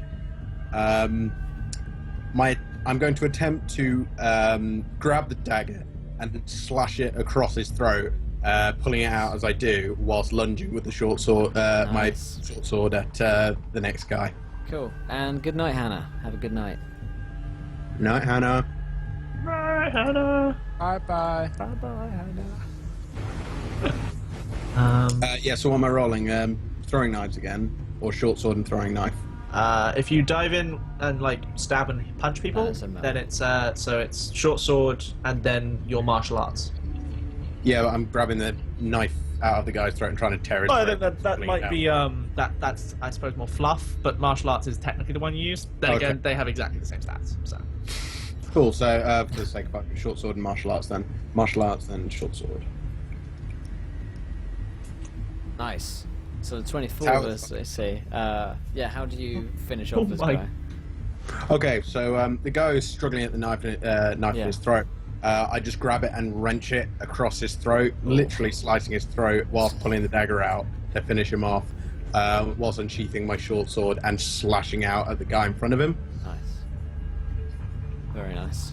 Yeah, that one falls down. And you can make a second roll. I forgot how much of a demon you were with rolls in this game. Yeah, we're fucking Zeta, like murdering people left, right, and center. Yeah, badass. Yeah. Are you going to make a second attack roll? Oh, I rolled both 22. Yeah. Oh, so he's 22, and it's sorry. I saw the last one. Yeah, so that comes through, and then you stab the other guy. He doesn't die immediately. You get through his defense. Stab him somewhere, and he's trying to get back into the fight. And power of a surprise round, team. Exactly. Yeah, it's the guard's turn.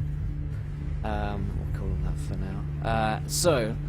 The one fighting Zeta is actually going to try and stab him back on as you kind of draw your dagger back, I guess. He comes in for No, he doesn't die. The first one does, the one with the knife across his throat, he dies. Yeah. And the other guy gets, you kind of stab him, and then you draw it back, and then he goes in for a thrust. For a 14 versus AC. I don't know what your armor class is. Oh, me? Oh, yeah, shit. Armor None. I've got no armor, so Okay. I don't know what that means. You have 17 AC because of your monk powers. Yeah, you should So have you AC. have, yeah, so he adds 17 both. AC? While unarmored, a monk adds both their dex and wisdom to their AC. He has I knew 4 it was dex these- and I've 3 got that. wisdom. So he has 17 AC Hell. in no, because he's just, you're basically Yeah. have incredible situational You've got awareness a and huge, reflexes. a huge dex bonus as well, so Yeah. that always helps. So And- like, yeah. Sorry, I was gonna say like the AC of Latram comes from the fact that he's coated in metal. Yours comes from the fact that no one can surprise you, and even if they get close to, you can still dodge. The tram, one of this guy's friend who you've just murdered, he doesn't appear to be very happy with that fact, and he kind of tries to barrel into you and trying to bring his sword down upon you as he does so for a 16 versus AC. Direct. Oh wait, no, Latram. Yep, the tram. Latram has 16 AC, I believe. So that's dead on, which is a hit. Therefore, I'll roll some damage. 4. You take 8 damage. Wait, what was this? The This charm, is- you take 8 damage. If he came into me, I get an attack on him first because he did. Oh yeah, spears. Spears. Oh yeah. Welcome to the field of spears. The field of spears, my friends. Sorry. So, yeah. Let's see if I can kill him first. Yeah, before yeah, we yeah, do yeah. this. So he's like, he tries to duck through the spear. It's like, hell no. Yeah. Imagine just like a cool bracing. Oh, Cool. that's another 3. Your- Both times I've got my halberd, it's been a 3. Your mid attack damage. rolls are great, but Yeah, you but the can't damage do doesn't anything. quite there. So you kind of you do kind of get him on it. You kind of nick him across the stomach, but he still comes at you and kind of brings his sword down into you for 8 damage. And finally, Fane, you've just melted this dude's friend. Yep. He's kind of scared, but Melting in an acidy pool. yeah, he's scared of you, but at the same time, he's like angry. Yeah, that's so agreed. I'd be he, angry at me. he comes into you for a nat 1. He's actually going to trip and fall onto his own sword. For Ooh, that one's 5 dangerous around you. for 5 damage. He trips up, falls, and kind of slushes his arm open. And there's blood everywhere on your feet, and you're just standing above this guy, and he looks up at you. Oh, you're with you're one of fear. the you're a nat 1 DM. So yeah. while Oh, yes. while they're bad for our enemies, they're bad for us. Yep. So okay, he cool. just looks up in fear as it's your turn, and he's Yeah. not feeling too good. You're gonna have advantage against this guy. Oh, fantastic. Do we want to consider leaving someone alive to interrogate? Fane doesn't. Yeah, that's Fane. Cool. Fane is not all about that life. Continue rampage. Okay. Right. Yeah. So I will use chill touch. So I yeah, the hand with the ring on it, like, kind of from the ring, his arm starts to go super pale again. And this ghostly hand materializes, lunges, and tries to sink its fingers into his flesh. So It's delicious 1d20 plus 5, 24. That is a hit, my friend. We have sick rolls tonight. Okay. Unless you want to roll again, Well, 'cause you guys do. you do have advantage. So unless you want to try and roll for a nat 20 just for an extra awesome effect, you can do. Nah, afraid not. Fair. Alright, so that is 1d8. 2 whole damage. 2 entire pieces of damage. So it takes for 7.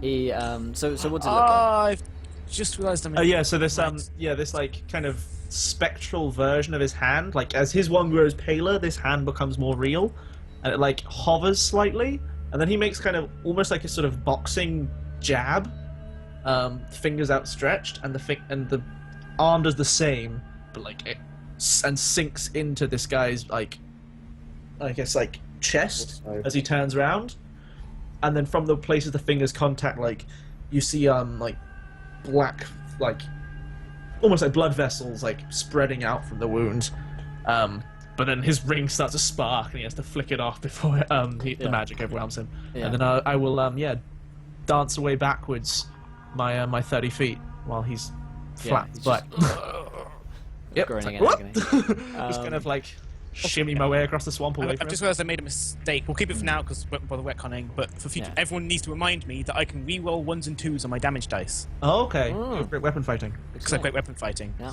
So we'll keep it for now. 'cause- Yeah. We will not press the big red retcon button yet, but Latram, it is your turn. It's not Zeta's turn first. No, it is not. Zeta rolled an 8 on initiative. You rolled a 14, so Oh you're yeah, first. cool. Yeah. Sorry. He was in the yeah, sprint. the end with thing.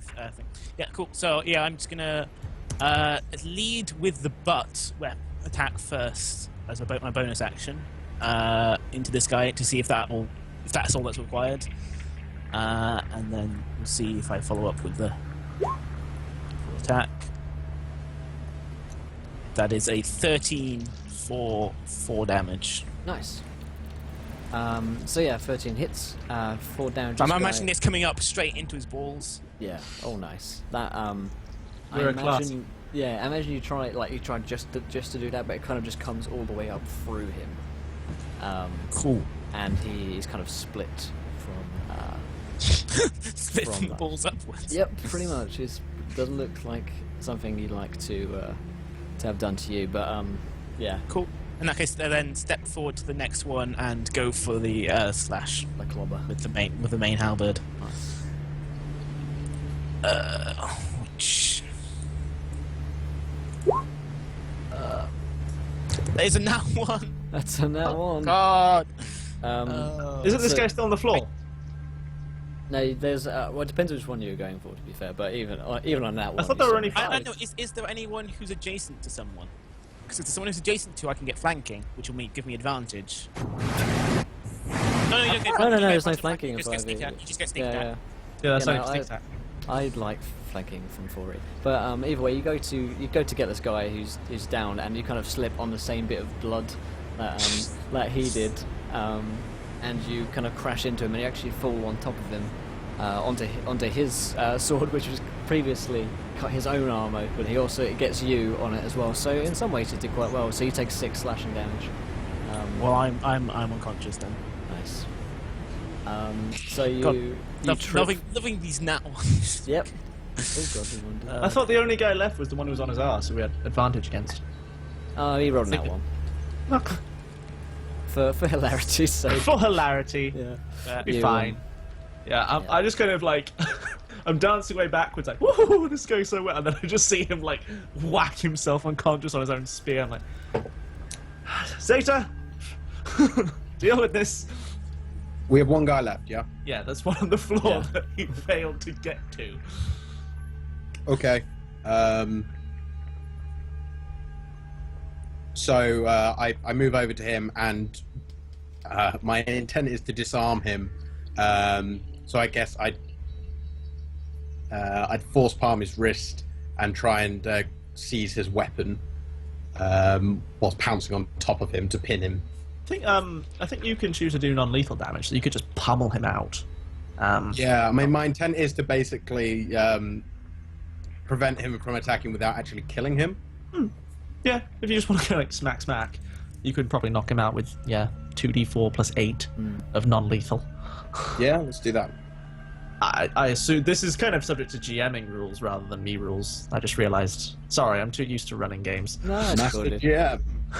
Oh. Yeah, no, go for it, mate. To be honest, you'll find with most things I'll just say yes because I can't be fucked with rules. I think it's pretty reasonable that most people can do non-lethal, especially monks who use their fists and precision. Exactly. So and you can what actually about- say, as long as you take, it is in the rules, if you can decide if you knock someone down to 0 hit points, and you can just choose to have them unconscious. So, Okay, So martial arts, yeah. yep. 5. You get 2 attacks. Do I need to with that roll? No, you just he goes down. There's There's the second one. There you go. No, he's the dead. mental image No. of this is amazing. Of you just step over Latram and just go, and this guy just collapses. Yep. He goes down without a sound. He just kind of and he's down. So we're out of combat. The tram is down. It's probably roll me a death saving throw, the tram, as we come out of. If I just like die, You'll be fine. I have decent. Biggest weapon, biggest liability. oh, that's one That's success. a success. Yeah, I so, will run over to Latram and I pull out like some small like bandages or something I've got on me. Nothing fancy because I don't actually have it on my character sheet, but enough that I could do a medicine check with it and start making sure he's not going to bleed out on the floor. Yeah. You You can roll to stabilize. so that's a medicine check. Dice check is 10, isn't it? Yeah. He is stable. Yeah. You. What does your medicine look like? Oh, medicine Is it is very magical or mundane. He's literally- actually no, this guy. I am both a student of magic and actual science, so I know what I'm doing treating wounds. Actually, I'm not very good with healing magic. Turns out I'm quite good at killing things. So yeah, I just kind of like make sure, like I squeeze the wound, bind him tight, give him a few slaps. His breathing like stabilizes. I'm like, he'll be up in a little while. I kind of look over there, like, is he still breathing? Roll me a D4, Johnny. Yep. The other guy, probably you can't tell if he's breathing at this point, unless you go over and check him. But yeah, you'll be up in a couple of hours. Yeah, I go over to Latram's pack and pull out like his rope and toss it to Zeta, and say, "Just tie him up. We'll ask him some questions when he comes to." Is there any kind of like shovel or anything in your pack, Latram? Johnny. Oh, sorry, any shovel. Yeah, like shovel or digging. I still need to associate. I always need to Actually, associate no. myself with a new name. All It's the a time. swamp. Doesn't matter. So yeah, I walk over and I start like rifling through the bodies and say, "Come help me when you're done." Yeah. So I want all their money. Crowbar and a hammer. Okay, not perfect, but we're in a swamp. I'm just gonna toss them in the water and leave them to sink. Yeah. And you said they had swords, right? Yep. Like long swords. Mm-hmm. They do. I'm gonna take one then. Cool. 'cause You I take can- a long sword and you find about 48 gold between them. Cool. Um, can't neatly divide that in three, but yeah, I'll keep the longsword because high can't elves I can divide use that in those. three. It doesn't That's neatly. 80, isn't it? 48. No, 48 is. I can't do maths either, apparently. Who does maths? That's- these I- days? I that's do. I also do 16. Oh my god, you guys. Oh, no, 16. 16. Yeah, it is It's exactly 16. 16. It is. Yeah, sorry, it is. Yeah, like, we oh do my god. maths. Yeah, I did a maths degree where you don't use numbers. Yeah, Right. so I portion that. concepts.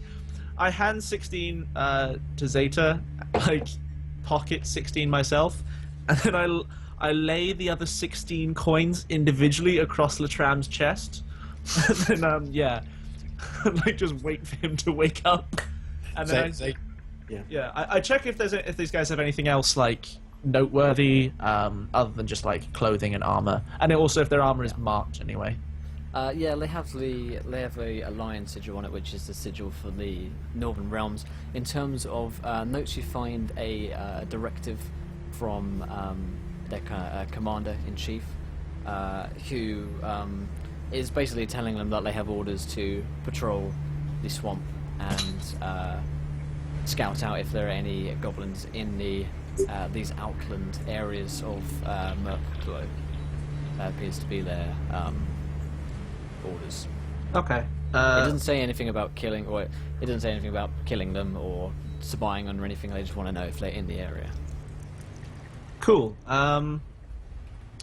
Yeah. So what? Do they have like a? Where are they from again? Or they're just Northern lands? There's no particular like. There's no particular place. Okay.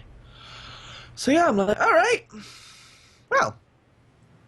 And I take one of the other long swords. It's like, well, I'm not really able to lift a body, and I just start like cutting them into chunks to throw them more easily into the swamp. It's like, Zeta, if you're done, I like hold up another one of the long swords. I could use a hand over here.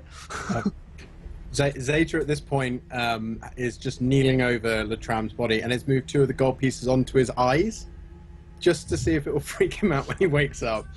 And he walks back over to Fane, retrieving the remaining dagger from one of the bodies as he goes, and he draws his short sword and starts chopping bodies. Yeah. So Nice. The plan is basically chop them up into the bits and then chuck Gotcha. the bits into a deepish pool Nice. because Yeah. it's mainly like my logic is like the Goblin chieftain start a war, but Yeah. I like money and free stuff. I indicate Exactly. the longsword with the not horribly spoiled edge on my hip. Understood.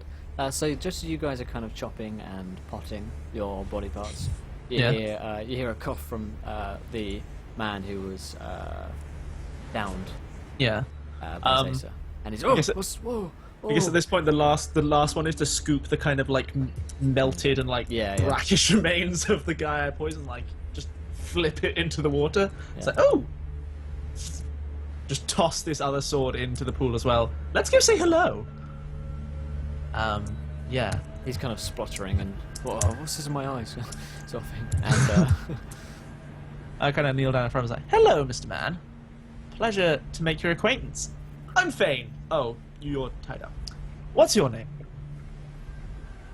fuck you's my name. Zeta at this point just turns around and throws a knife at him, intending to just miss him. Roll me an attack. And if you roll high, then you've hit your target. Yeah. So yeah, it goes like directly between his legs or something, like, or whereabouts. Yeah, that sounds good. Yeah. Just between his legs. It's like comes straight over Fane's shoulder, directly between his legs, and like Fane doesn't even flinch. It's like, my friend has a less patience than I do, and that's quite remarkable because I'm not really known for my patience. I'm rather flighty. I often just get bored and murder people, as you saw. I've heard it's horribly painful to get hit with one of like these, and I start making my ring glow green again. I was like, so what's your name? Or are we going to stick with fuck you? Is that common where you come from? Gregor. Gregor. Fantastic. So, you're sweeping for goblins. Have you seen anything interesting? Cool? Noteworthy? No, nothing around here. Are you telling me the truth, Gregor? No reason to lie. Zeta throws another knife. Roll me intimidation at what's a 10? I'm gonna say. So yeah, you throw another knife and it kind of like just bites its way into his ankle. He's like, oh god. Roll me an intimidation check, Fane. Oh god. You'd be at advantage for this because you're this guy. Pretty scared. Yeah. Intimidation. Oh my god. Wow. Oh my god. The double that one. This is where the guy like actually we've found the greatest patriot in the world and he will tell me nothing. Yeah, you have found the one man in this universe who just unbreakable. refuses double that ones. Double zero. I think so the -1 is better. It's a double zero. Yeah, double zero.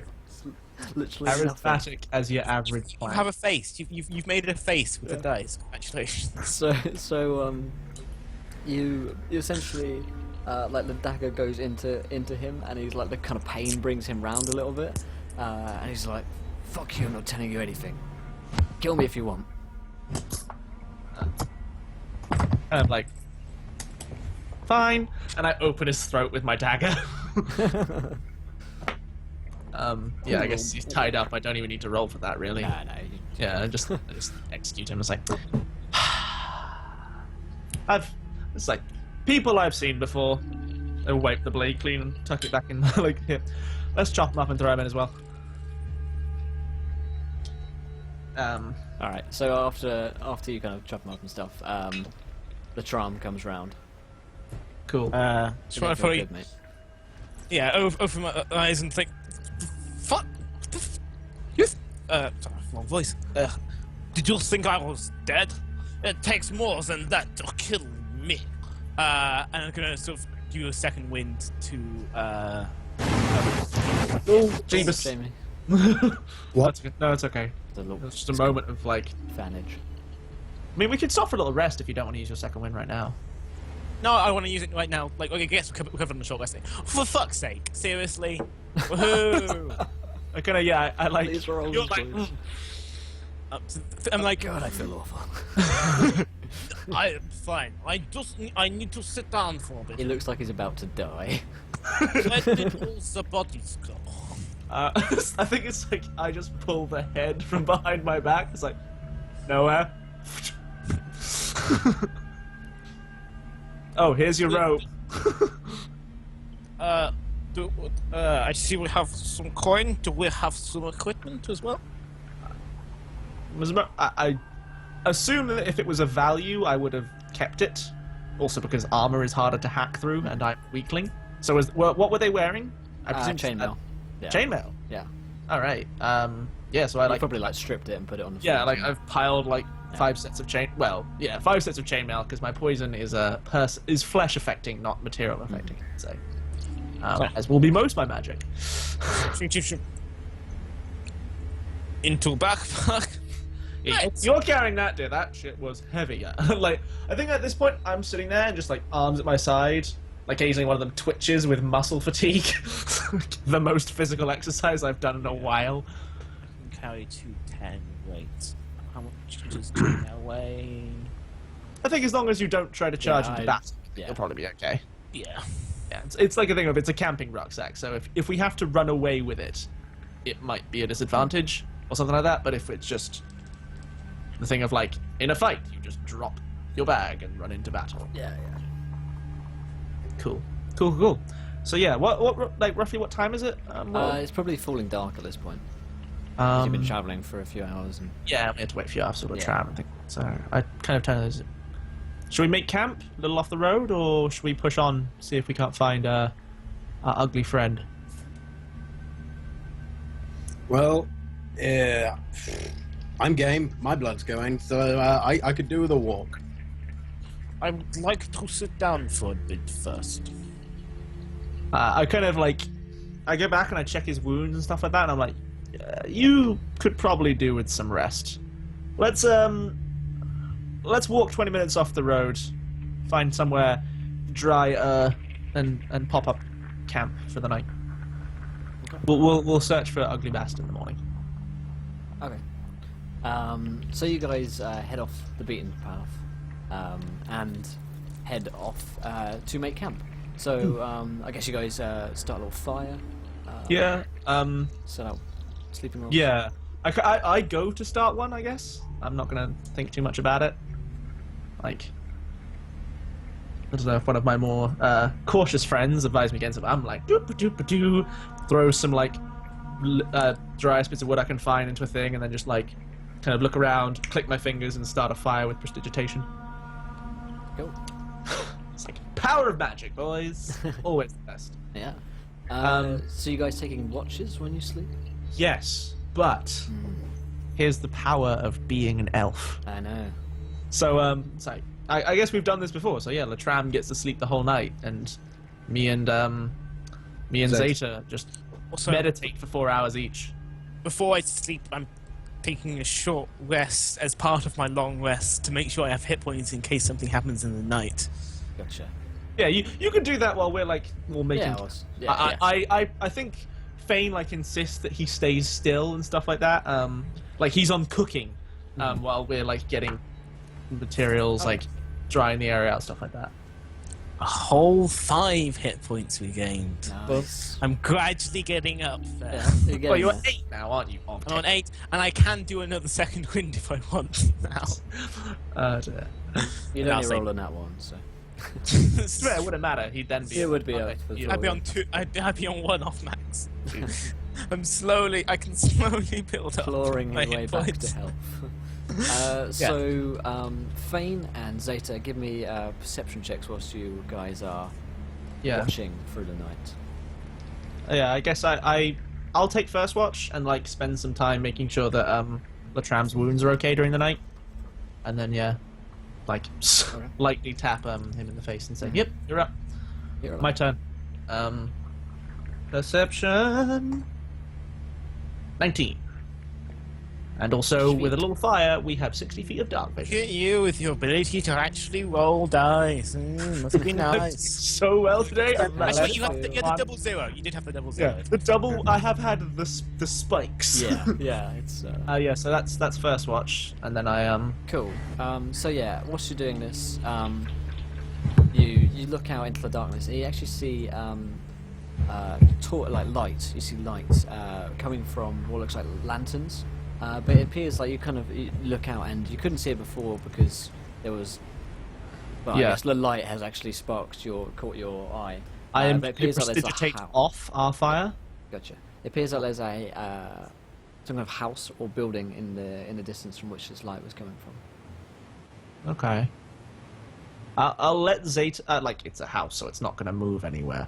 And I've turned our fire off, so we shouldn't be visible to them. So I'm going to leave it until Zeta's sleep is done. Then once he's awake, I kind of let go. Hey, what do we think? Yeah, so I like indicate the house. And his eyes are as good as mine, so he probably sees them straight away. And I will also use a short rest during that time, because obviously I'm not doing anything strenuous, to regain my missing spell slot. Okay. So yes. Just to make sure I'm ready for trouble. You get spells back in a short rest. I get half my level rounded up. On a short rest. Because, you know, otherwise I'm fucking useless. Yeah, so when Zeta kind of, like, comes to from his trance, I point in the direction and go, what do we think? Haven't woken a tram yet. No need to disturb the human's beauty sleep. If you Agreed. what do we think? Should we investigate it, or?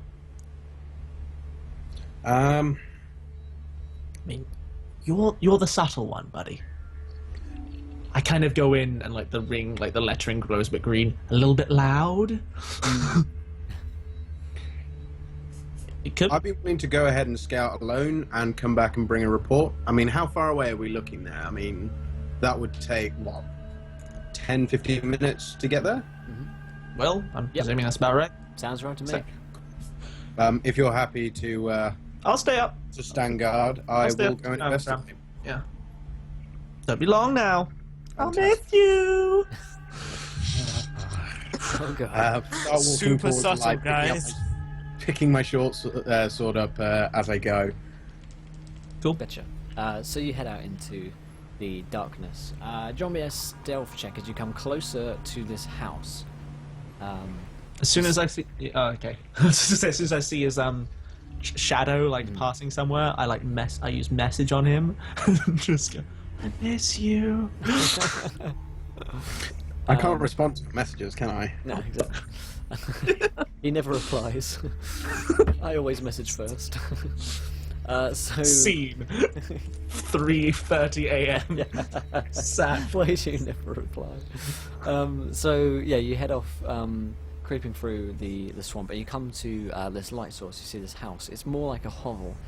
From what you've seen of Murkglow, it looks like it's goblin built, in that it's kind of very ramshackle and dilapidated, really, but just about holding itself together. Around it, there appears to be pools, dark green pools of the swamp liquid, and it appears that there's something moving within. Okay.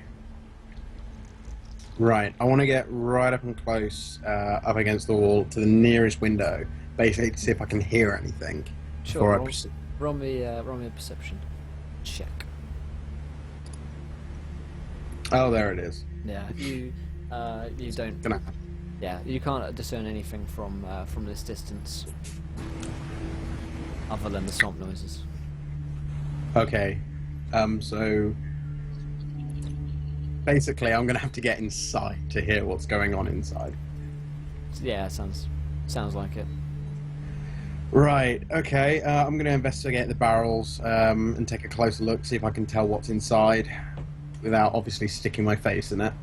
Okay. So you kind of just peek through, and from what you can see within, it appears like everything in this room has been thrown around. There's kind of parchments and clothing and books and stuff all over the floor.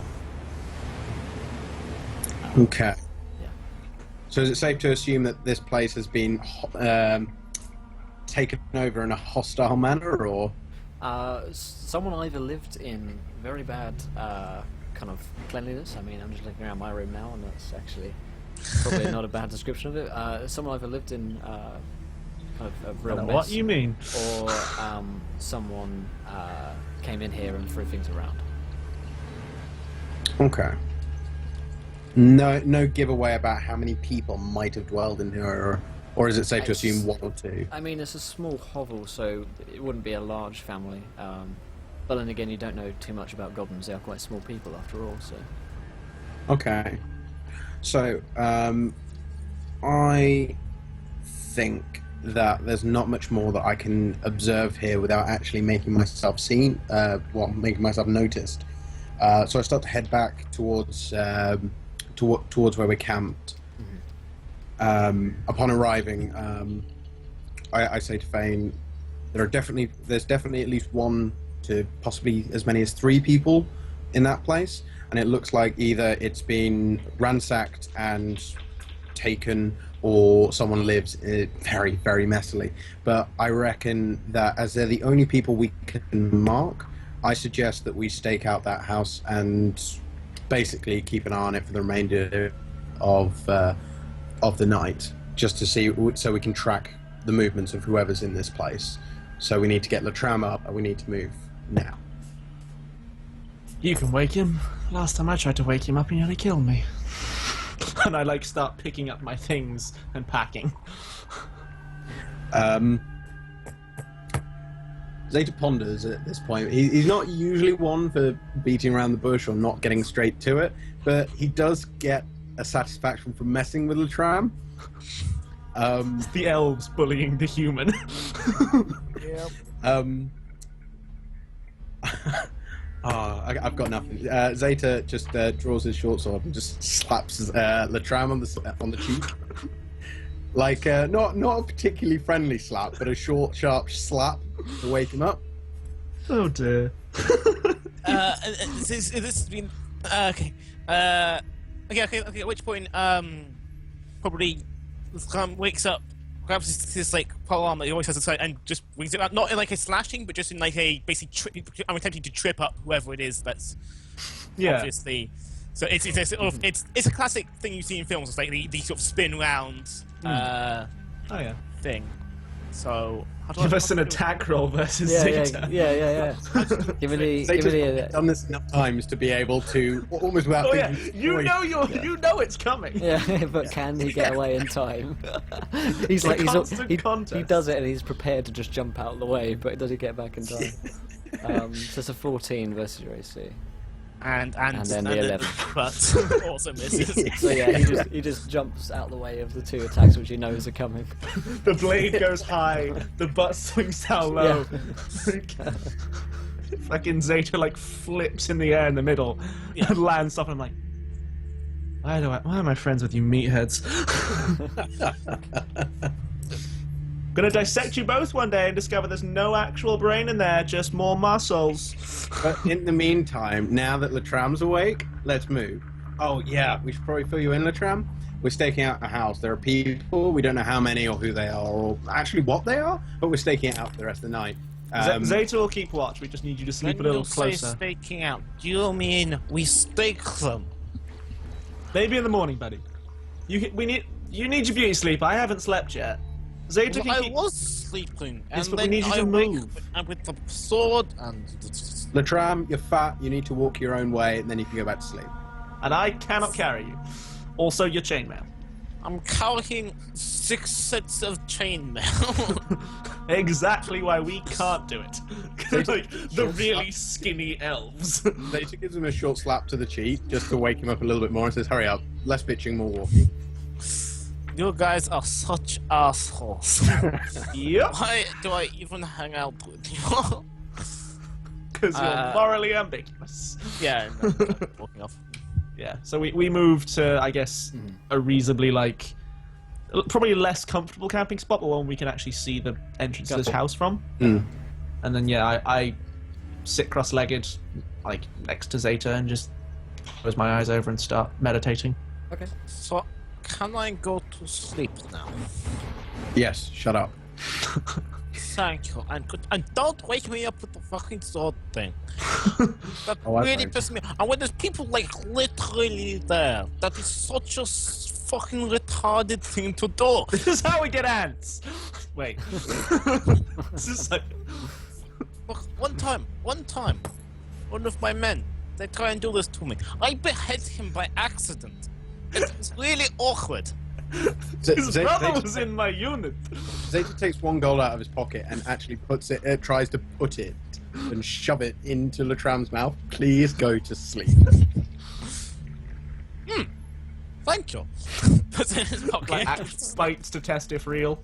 Yeah. Oh, what's not chocolate? Have 1 less gold. It's totally worth it. Okay, so you guys start Can I to go back to it? stake out this place. Yes. The dawn begins to rise as you do so, and by about the time you guys have had your full rest, Yeah. nothing has really happened. The house, the lights are still on. There doesn't appear to be any movement around from the house, but there does appear to still be this every now and again some movement from the waters, which may not be odd for a swamp like this. Okay. So, at this point, I raise Thane. Yeah, I'm like, my eyes just kind of like open, and I'm back with you. It's like, anything happen?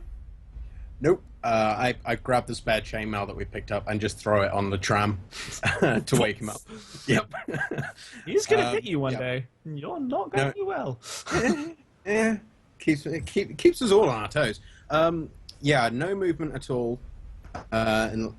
Since we moved to the position, there are some strange movements in the water, but my recommendation is we just go and see what's inside. Can't be any harm, and it probably, if there's food, it's worth it, right?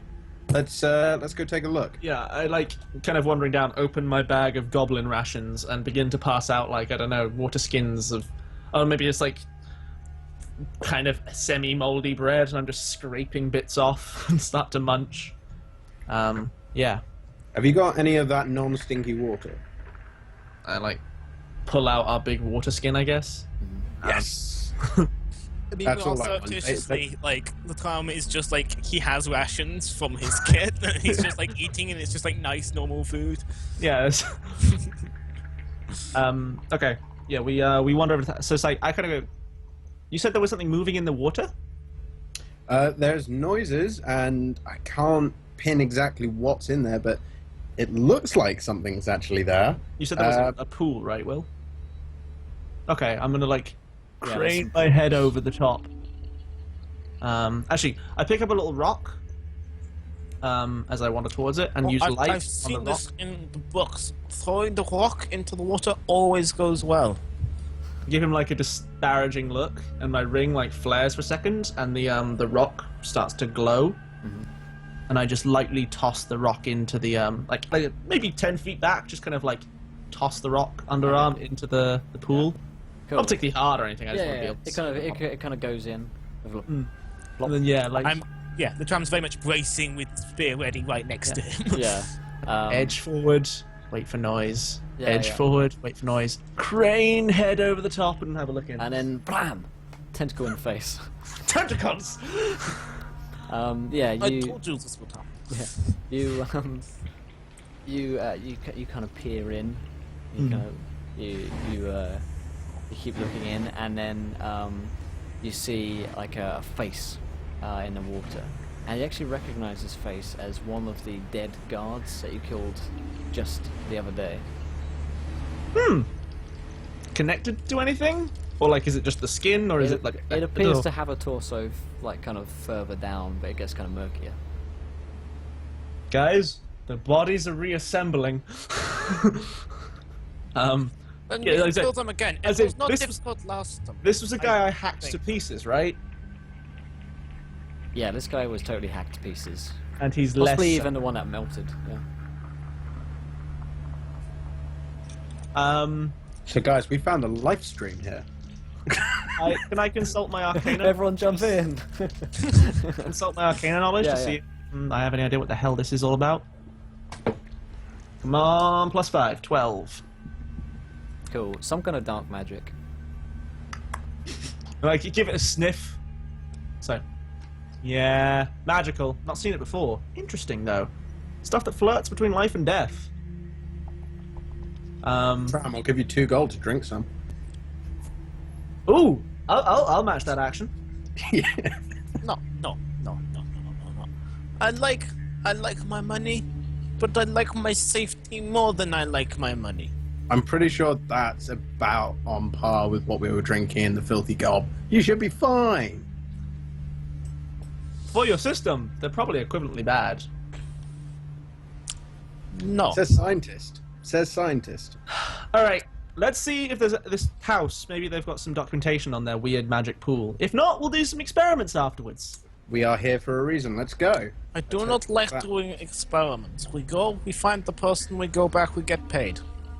Yeah, well, I like weird magical life-death stuff. I'd also That's like... good. You do that, I will stand about a mile over there, and I can watch you get eaten. Go in the I don't- house.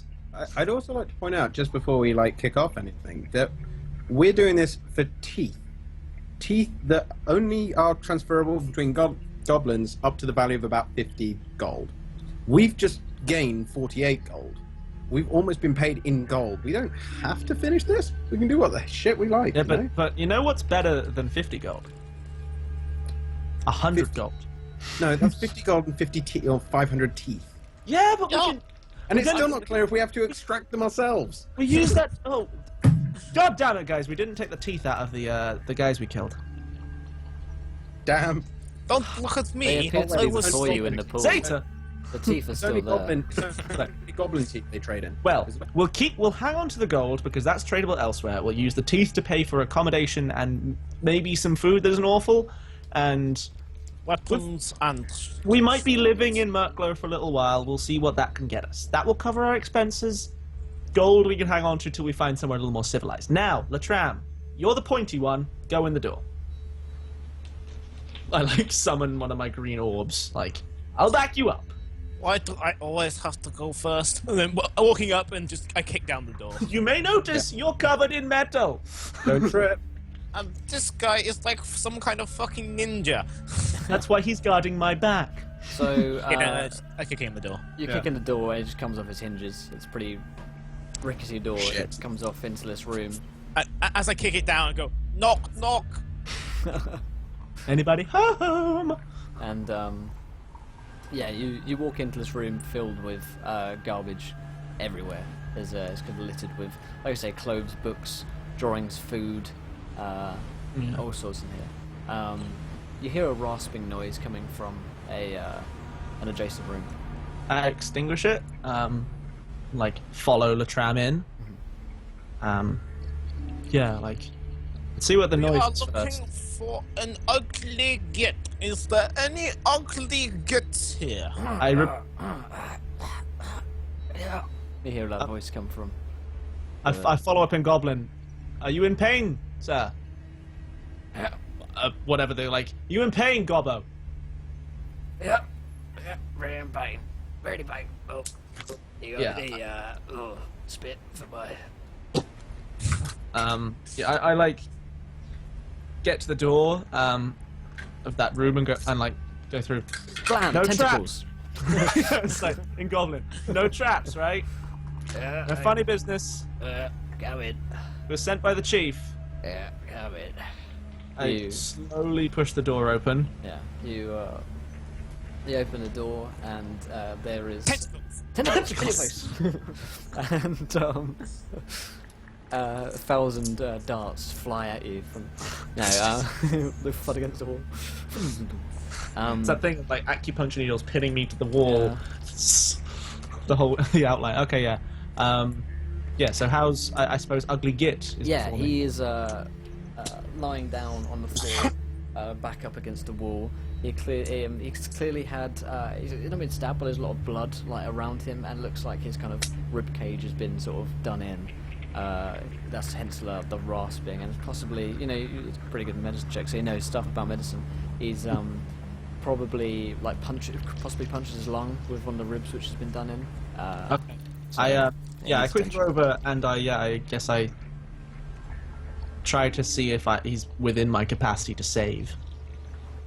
Yeah, roll me a medicine check.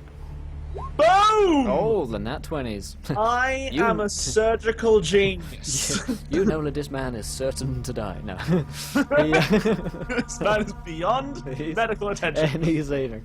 No, yeah, the nat 20. You know exactly what to do. to make this guy alive.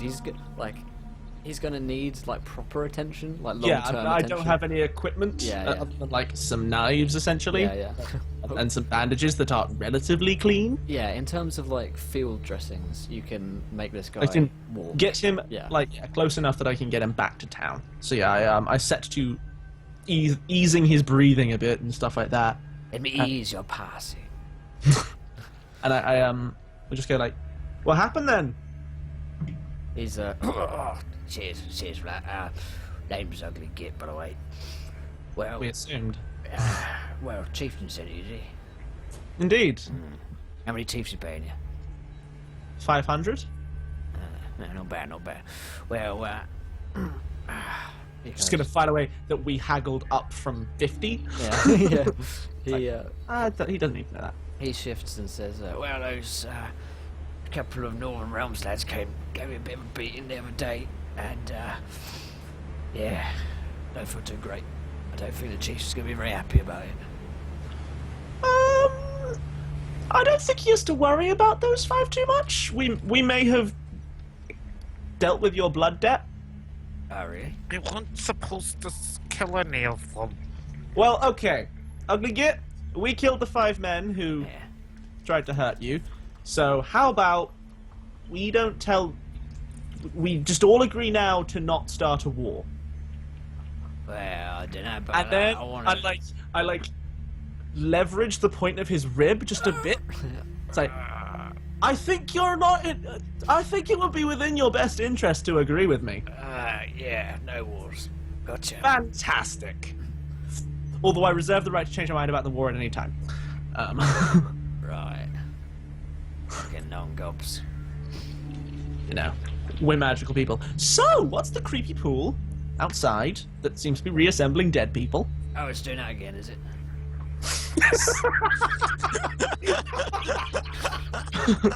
Yeah, like literally, this is the reaction of our crew of like the 2 non-magical guys pissing themselves. And I'm just like, why don't, if you're dying and it puts people back together, why not get in?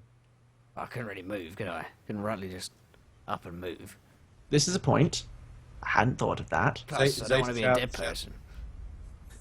Does it, Zeta shouts through the doorway. We could just throw you in there. so does the pool kill you or fix you?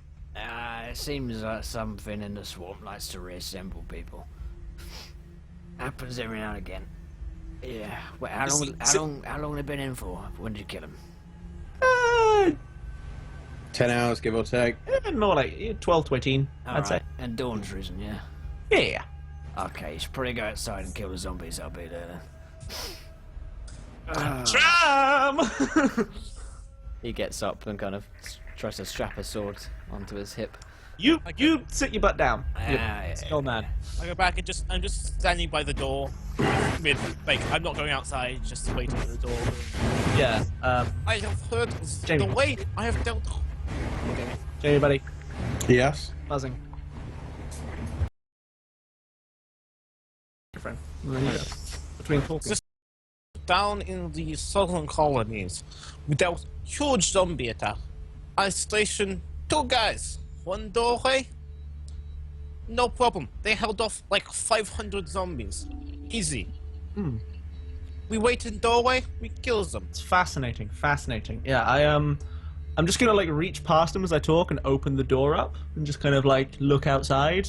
I'm like poised behind Latram. Yeah. I mean, there is no door though. I did kick it down. Oh yeah, so I guess Yeah, it's just standing in front of me. I just crane my head around Yeah. him, like green ball in my hand. Yeah, there are like these 5 guys who look really like dead, like their heads are down, and they're kind of just standing there. The kids have like covered in the swamp water. And thank you, liberating freedom for Fuller. I find the leader again. Yeah, the goblin ugly git goes. Yeah, sorry about this. This happens from time to time. They just keep going You back. are going to tell me all about this shortly. All right. Also, one of them, boys, needs to not be too badly mangled. I want to look at that. And then I chuck my poison orb at Okay. the leader for a second time. Let's do the initiative, boys.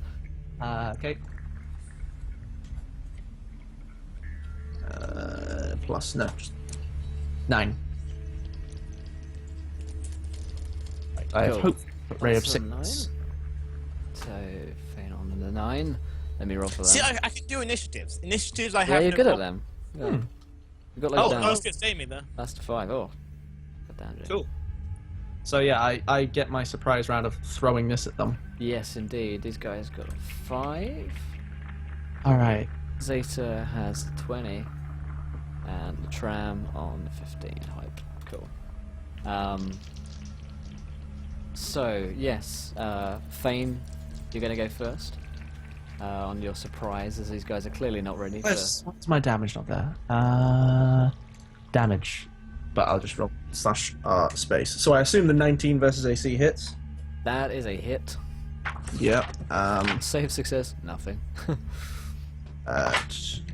Yeah, so on a success, nothing happens. happens. Okay, that's good.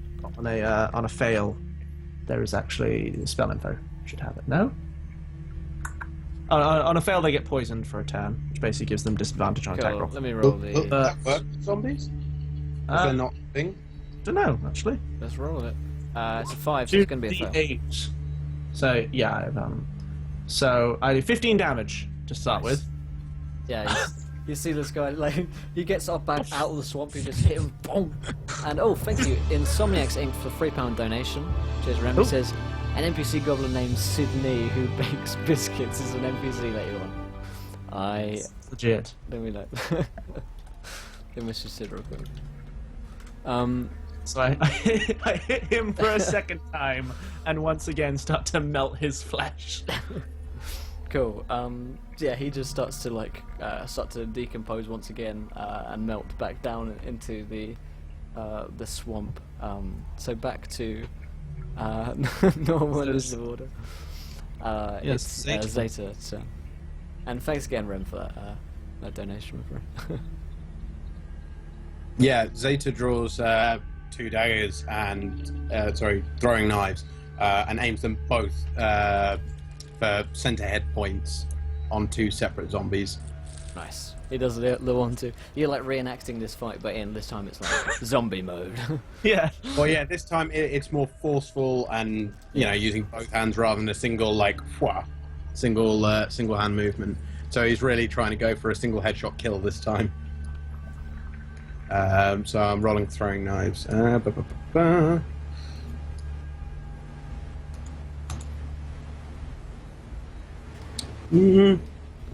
Nice. So yeah, Pretty sure the those 18 are zombies. for 6 and a 12 for 8. So yeah, these guys, they get one of them goes down. He just kind of doesn't even clutch at his throat. He just looked like he just kind of cuts off whatever was fueling this guy, and he just kind of falls down onto the knees very slowly and woodenly, and goes down. And the other guy just kind of like looks at this dagger which is in him. Doesn't seem too worried. But Latram, it's your turn. Right, yeah, I think I'm just gonna... I'm looking to hold the doorway here, so, like, basically the idea of no more than one can get in at a time, basically. Yeah. But then I'm just gonna, like, basically sort of lean my staff against my shoulder for a second, grab my crossbow, just shoot one and then drop it and hold my spear. Gotcha. Because you get bullshit reaction attacks when anyone enters your... Thanks to turn. Liberating Freedom. This is a great game. I'll be following. I'm off for now. Have a great session. So, did we have a Thank you, 24 hours Liberating. 24-hour stream on Saturday that you can come You on should for? totally come, because we're going to put blades in dark places. Indeed. Dark places, my friends. Ooh. Nice. Oh, damn. Yeah. I mean, another huge damage there. Yeah, huge damage. Yeah, it kind of sinks into him with a thunk, like a thunk, and is like a crossbow bolt, like dead set to his heart, but he has no heart. He continues to ramble on towards you. Fane, it's your turn. Oh, hello. I will chill touch. So is there one... So did you guys hit 2 separate zombies? I didn't actually specify who I shot at, so it's up to GM. It's cool. You can have shot separate ones. Yeah, I will chill touch one of the 2 that they attacked. I'll chill touch the one with the knife poking out of him. Let's see thanks. whether this were... Oh no, I don't think I actually set this one up. Okay, I'm gonna have to... Flash us first 1 to 20. 8. Nice. An 8 is Awesome. not a hit, I'm afraid. I think I can accept that. Yeah. Yeah. Oh wait, what is this horse shit? Come on. Now, how So, like, dare? Whoa. The hand like appears, and I make like the jabbing motion. Like it's almost like he's practicing martial arts, like physically, and then the hands just like 30 feet away from him. But the fingers like hit the chest and then like bend, and don't like actually manage to get at the zombie. It's like, undead, different consistency. Cool. So these zombies start coming towards you at a fair pace. They come in range of you guys, so they're going to get some attacks in. They're going to make... Well, they're funneling through our I get little to make door. my- yeah, going through your makes doorway, sense. so yeah, they come to Latram's. Yeah, I get to make my attack first. Yep. Stay into my range. Which Cool. does that hit? The 11 hits. It's smacks into them for 4. And that, also- no wait, that is actually a 2, which means I can re-roll that damage. Oh, yeah. Do you have to take the second one, or do you take the better one? I have to take the second one. Yeah. Okay. So it can get worse, Yeah, but it only can by get 1. worse. Instead, I deal 10 damage. Boom! Nice. Yeah. Yes, remembering my ability. Yeah, he comes in, you kind of slice him down. The next one walks in, like just stumbling over his corpse. For a 11 versus AC. Nope. Nope. That's why we have a tank in front. Exactly. They're starting to like funnel in the classic zombie kind of fashion, trying to get in, like the hands like reaching towards you. And an ugly gets there like, yeah, they do this every now and again. This happens. You find this too normal? You'll not have some kind of anti-zombie technology thing. You goblins make weird shit. He like points to his sword. I love how focused we are on the fight. It's like, this is no problem. I am well practiced at doing this. As I say, 500 zombies, 2 guys, no problem. Yeah, just like slicing 2, decapitate, slicing 2, decapitate. 1, 2, 3, 4. Alright. Awesome. So that is their go, taking it to the top of the round. Zeta. Okay, so Zeta's going to rush out. He's going to be aiming for the zombie with the knife sticking out of his head. He's going to go for. No, he wasn't melted. I failed. I'm going to go for a palm strike on the handle of the dagger to drive it straight through his face. Nice. Or attempt to, whilst drawing my longsword and trying to slash across and trying to decapitate the zombie next to him. Take 2 at once. Why ever do 1 at a time? It makes no sense. So yes, we're going to go through for martial arts and short sword, yeah? Yep. Sounds good. Sounds good to me. Sick. Cool. Yeah, you just cut these guys down. Yes. In awesome fashion. I think there's just one left. This last guy, his fate doesn't look too promising as it's Latram's turn. There's just like a stack of corpses here. Don't worry, there'll be another natural 1 incoming. Yeah, I'll walk forward, go for the halberd, followed by the butt. As standard. Hey Keela, how's it going? Good to see you. Well, my halberd doesn't hit, but my butt does. But your butt, always with the butt attack. Yeah, Butt attack, best attack. Yeah, always. Yeah, you come up and hit this guy, one clop him around the face. He doesn't seem to like stop, as it is Fane's turn. Well, Oh, did I drop out? Hello? Just for a sec. Oh, sorry. yeah, mate. just didn't catch the end of that. Oh, well, in that case, yeah, you punch him up like in the face. He gets clobbered by it. He doesn't seem to care too much, but it's Fane's turn. Chill touch. Yeah. So hopefully this now works. 14 versus AC for 5 necrotic damage. And actually, this is effective. If you hit an undead target, it also has disadvantage on attack rolls against you until the end of the next turn. Well, unfortunately for him, he doesn't because you kill him.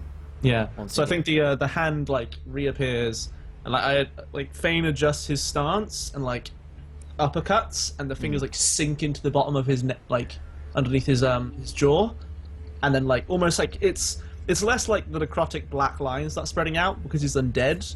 It's like the puppet strings moving this undead body just snap and he just collapses.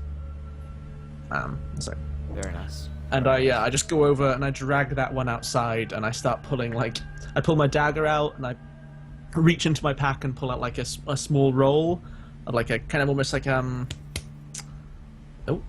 Surgical tool. yeah, Nice. it's like there's only really like two quite small like knives which look kind of like they were letter openers and have been sharpened into scalpels. And I set to work like opening this one up. One I've sec. probably also turned to Zeta. You see, I just need somewhere to stand. If I get a nice firm place where to stand, everything goes so much better. Yeah, I'd say that's fair. Footwork kind of dictates how things will go for you. Yes, I am not light on my feet, not like you. You dance. I'm not for the dancing. I like the nice firm slashing. Uh-huh. Firm slashing fair. Yes. We have a Sydney. Welcome. We I'm do. I'm Let me- dissecting a zombie. Let me miss the videos 1 sec, and we'll get everyone back for this because reasons, Yes. terrible reasons. All good. Go ahead, carry on. I can roleplay. I just need to. Yes, so I would like to make some form of skill check to understand the anatomy of a zombie. Okay, roll me a medicine. And possibly the magics that make it function. check. Okay, yeah, so roll me maybe an more- Roll me an Arcana. Arcana. 8. Damn. Nice. Some kind of dark magic. I think I was like cutting it open, finding no clues. Yeah. Like I managed to basically get rid of whatever magic it was, so I just flipped the knife and just stab it through his forehead. Go, ugly git. What makes your pool work? Or do any of those books tell me how that pool works? I Some- presume you can't read. Some kind of dark magic from what I know. Ugly git, warning you. It is not a good place to be when you are between me and learning about cool, interesting dark magics. So before I pimp slap you with that ghost hand I used to turn a zombie off, how do they work? Or where can I find out how they work? At this point, Zeta retrieves one of his throwing knives and throws it in the general direction of Ugly Git. Again, aiming for the door, the doorway rather From the Git. pimp. Now is not the time. We need to get this guy back so we can get more. Well, there is one person who knows. Hmm? There is one person. Is that Jamie? Jamie! Here we go. Did it. Mark, There we go. Mark. He's like, There is one person who knows. and dramatically, as he says so, the door opens, and there is a female goblin standing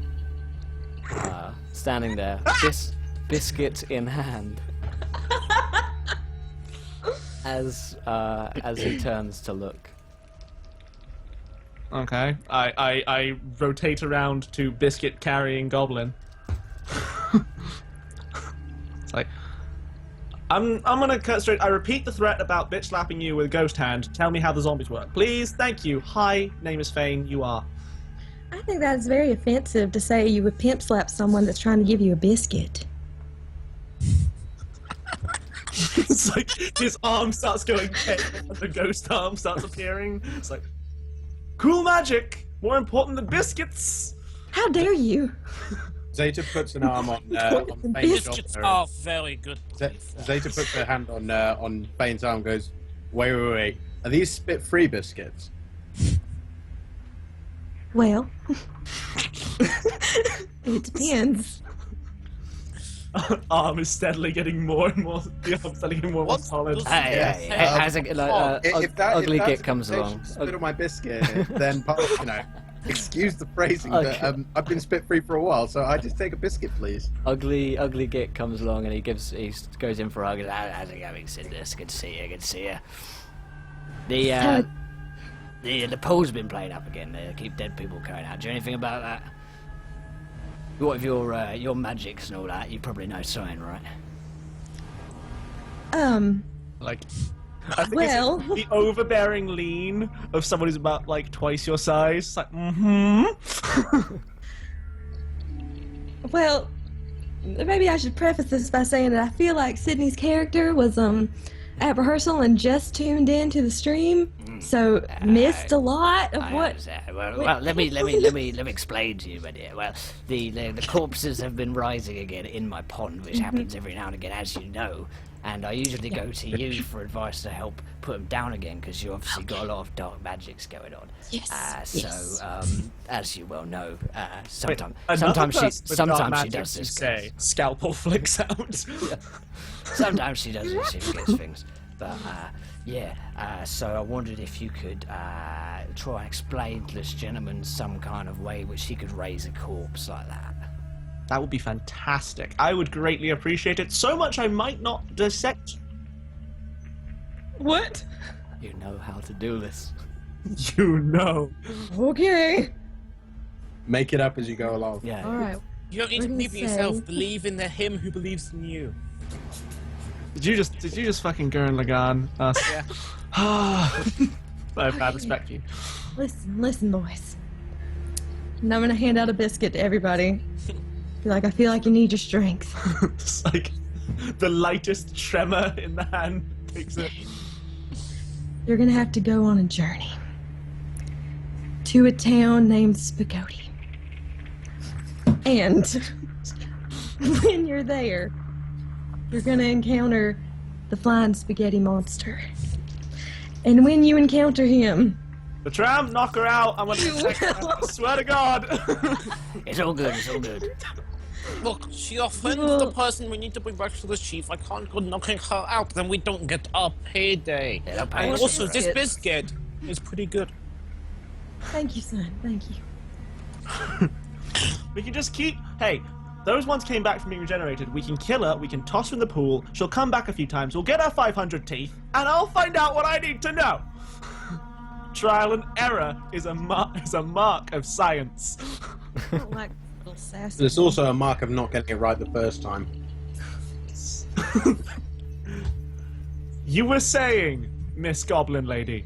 Yes, saying. I need to go for 2 seconds. I was trying to get my house. Pretty quick. Okay. Carry on. Anyway, you need to go to a town named Spaghetti. You go there, you encounter the deity of the town, the flying spaghetti monster. And well, you guys see that? The cops, they're on to us. Quick, everyone outside. It is a high temperature cooking material. Not to lie. biscuits! Put the shit up here. I took a cigarette and set the fire alarm off. Not even funny. Oh, We've eliminated the cops, we can come back now. yeah. The murder hobos got there in the real world with that issue. Also, hello, Cindy. It's a pleasure to meet you. Yeah. We have a small break in dropping you right in it. Yeah, I was watching it and Will messaged me and he was like, do you want to come on? And I was like, I just set off a fire alarm. Never mind. Did you? Carry on. Yeah. Right. So what happened? Catch me up real quick. Cindy the Goblin is trying to send us to a town where they worship a spaghetti deity to yes. discover Flying the secrets of spaghetti monster. necromancy, and I'm threatening to dissect her. And I think that's very inappropriate. Bad Very gentlemanly. I'm threatening to set people. If you do it, you take them by surprise. You don't want to stretch It's things out. courtesy. It's common courtesy. Yeah, All I right. do. Listen. I've got a fucking pained body right now. So you're gonna take me back to the chief, or what? We can talk when we get back, but right now there might be more zombie things out there. I don't know, do I? I flip the scalpel and tuck it back to my... Extra bonus payment, I'm taking all your books. Ones that aren't smutty. All right. Well. I don't really want to that's- see whatever there's goblins only- are into. There's only 3, but that are actually not. Okay. Yeah, I pick them up and check if any of them are, like, actually useful to Yeah, me. a couple of them seem kind of alchemical. Okay. Magical tomes, science, anything about goblin tinker, Science. all seems good to me. Yeah. So yes, I fold them up and like give Sydney like one more look. I'm like, It's like, got my eye on you, bitch. You ain't getting away. Don't from me. mind him. He does not understand other cultures. Yeah. Do you have any more biscuits? I would like to take, like, I'm assuming my biscuits just burnt because that's what I screamed when your alarm went off. So I'm going to go get these biscuits. And I don't know if you're aware, but when biscuits burn, they get really hard. And I'm going to throw them at you, Finbar, because...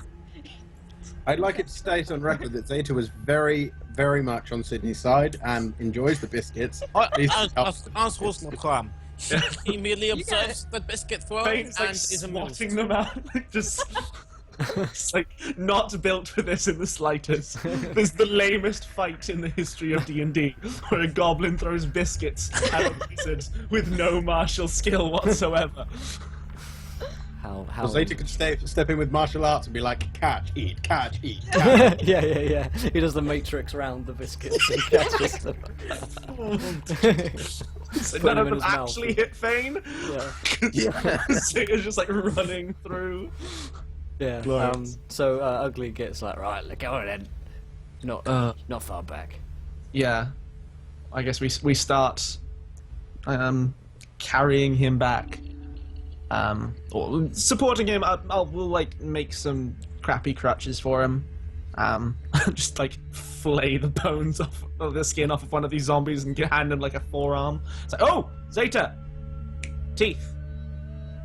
How many teeth? Why should I extract them? Because you're good with knives, obviously. Also, so am I. Never mind. We'll both extract them. There's 5. Teeth survive the poison. It's fine. There's 5. Yeah. How many teeth does an average person have? I think it's like 42 or something. It's like isn't it? 30-something. Yeah, Right, 30 sounds I feel right. like it's 32. 32 teeth. 40 sounds like a We're gonna lot. say- Yeah. So 5 by 32, 320, 160. 160 teeth, presuming they have all of their teeth. Sounds good to me. Cool. Yeah, so we Can't we just like ply out their jawbones, like their jaws, and actually have the full jaw with teeth? Well, that's how like they used to put like coins on sticks. Yeah. It's how goblin cultures do it. You just have a jawbone. It's like they're like notes, and they'll take it and they'll snap off a couple molars, and that's change.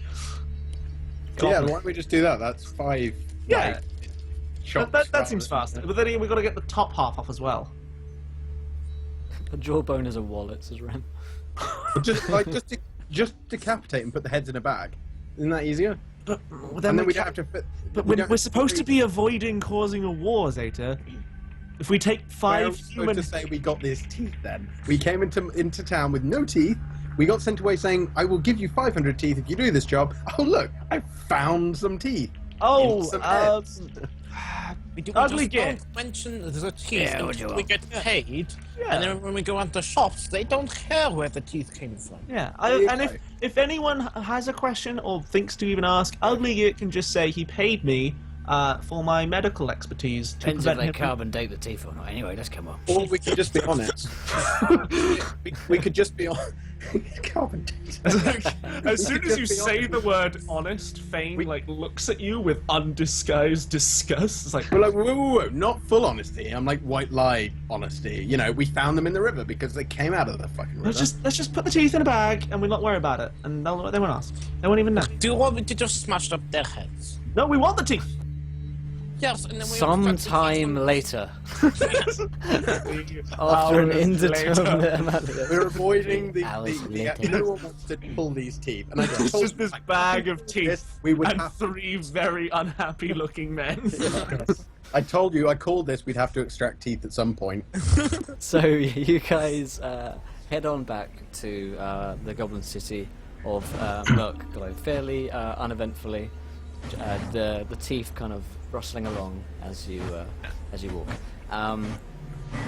One of you probably has to carry Ugly Git. Yeah, I guess it's probably me and Zeta taking turns because fucking Latram is still I have carrying 5 5 sets of chainmail alongside the one he's wearing. It's fucking heavy. You mean 4 alright. sets, because you're wearing one. No, I am not wearing any armor. I can't thought wear you armor. were wearing No, it. I am in I took a longsword because due to being an elf, I can use that. But if I put on any armor, I can't use spells because I can't move my arms enough. It's like too heavy for me to do things with. So you head back into the city, and Ugly Git says, "Right, Right, let's take me back to the chief. Yes, you- and you gave remember, Yeah. there was some random bandits, no soldiers. We dealt with them. There's no reason for anyone to get angry. I changed my mind on that subject, not you. Peace? Alright, yeah. Or go slaps. Yeah. We'll see. Come on in. And the two goblins at the chieftain's tent recognize you and let you enter. And the chieftain is there sitting on his throne. He looks down and he says, Ah, so you made it back, did you? Oh. Alright, ugly git. Sydney. Aye. and Ugly gets in it. Oh, it's good to be back. Good to be back, boss. Question, Chief. Is this character actually called Sydney? It was a donation request. Yeah. That'd be an NPC, a goblin Sid NPC Ness. bakes biscuits called Sydney. I think Sid Ness, maybe? I don't remember. Anyway.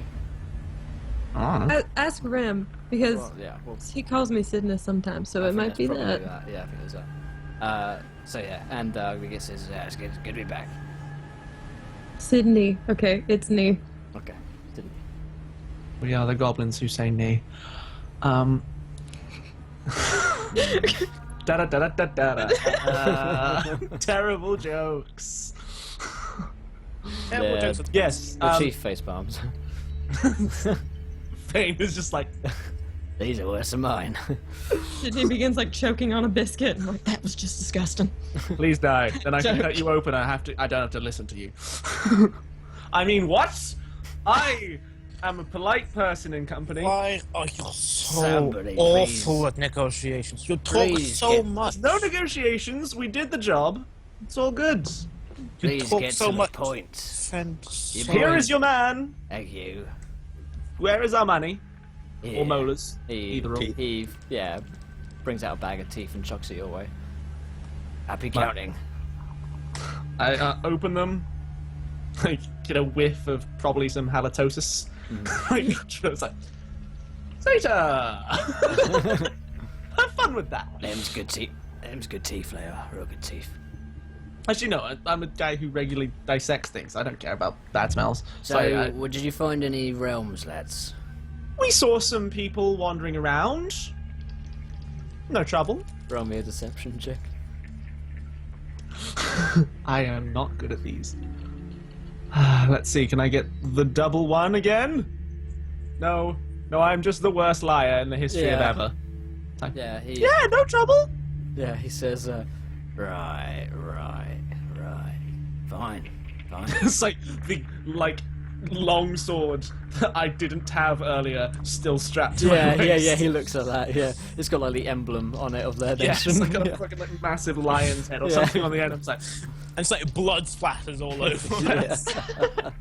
Yeah. no issues. One of the chainmail sets falls out Yeah. of its chunk. Comrade is trying to say that there was nothing that we could not handle. Right. I think we understand one another. Yes. I have to thank you for bringing me Ugly Git. So, thanks for that. And if you would wish to stay in Murkglow, then you may for a time. Got any Biscuits? shush? Yeah, we'll have some biscuits. I'll Any show you go- the biscuits later, Sydney, don't you worry. All the other goblins cajole. Goblin courting rituals are so nuanced. Talk goblin to me. Ugly Git looks sad. I pat him on his damn it, broken ribs. It's gonna be alright, buddy. Have you got anywhere for us to stay? Preferably slightly, Oh, there's the dung pits you can stay in if you want. I was hoping for something a little more, Dung free. Dung yeah. free, oh. Yeah, I forgot you lot are weird. You don't sleep in the dung like us. Well, I guess we could probably get you a room at the Filthy Gob with Disappointing Sneeze. He'd probably hold you up for a few nights. Oh, a charming landlord indeed. Fantastic! In Well- the meantime, we need to prepare for war. Oh, okay, that was sudden. How can our fine services be offered for the war effort? I'm sure they can. I'm sure we'll find plenty of uses for you. You just need to be more honest with me in the future. I we'll didn't find want to out. trouble you with any unnecessary details that would weigh upon your kingly mind, chiefly mind. Yeah, chief. So you are a man who bears many responsibilities and such, and whatnot. Yes, well, now get out of my sight. Fantastic. It's weird being in it. Spins on one heel, pauses for a moment, realizing he said something stupid, quickly walks out. Everyone else realizes that as well. Yeah. I think we'll come to go somewhere. I'll take another biscuit. I think he leaves. Understandable, son. You know what? You've been so You'll kind. be I'll carrying give you more of two. me. It's just this baking tray just offered. Imagine she's got a little The chef's whole hat way. on all the time. I'm very dedicated to my work. It's true, she is. So you guys head back to the filthy gob, where disappointing sneeze would give you a bed or Cool. a kind of shift place to sleep, not covered in Yeah, dung. I mean it's maybe above on like the first floor, so it Yeah. not just mud. Yeah, It's like the best we can hope for. yeah. But like Um, no one sleeps in here because it isn't goblin sensibilities. Exactly. So it's like covered in cobwebs. Yeah. So that is where we'll finish off tonight's episode.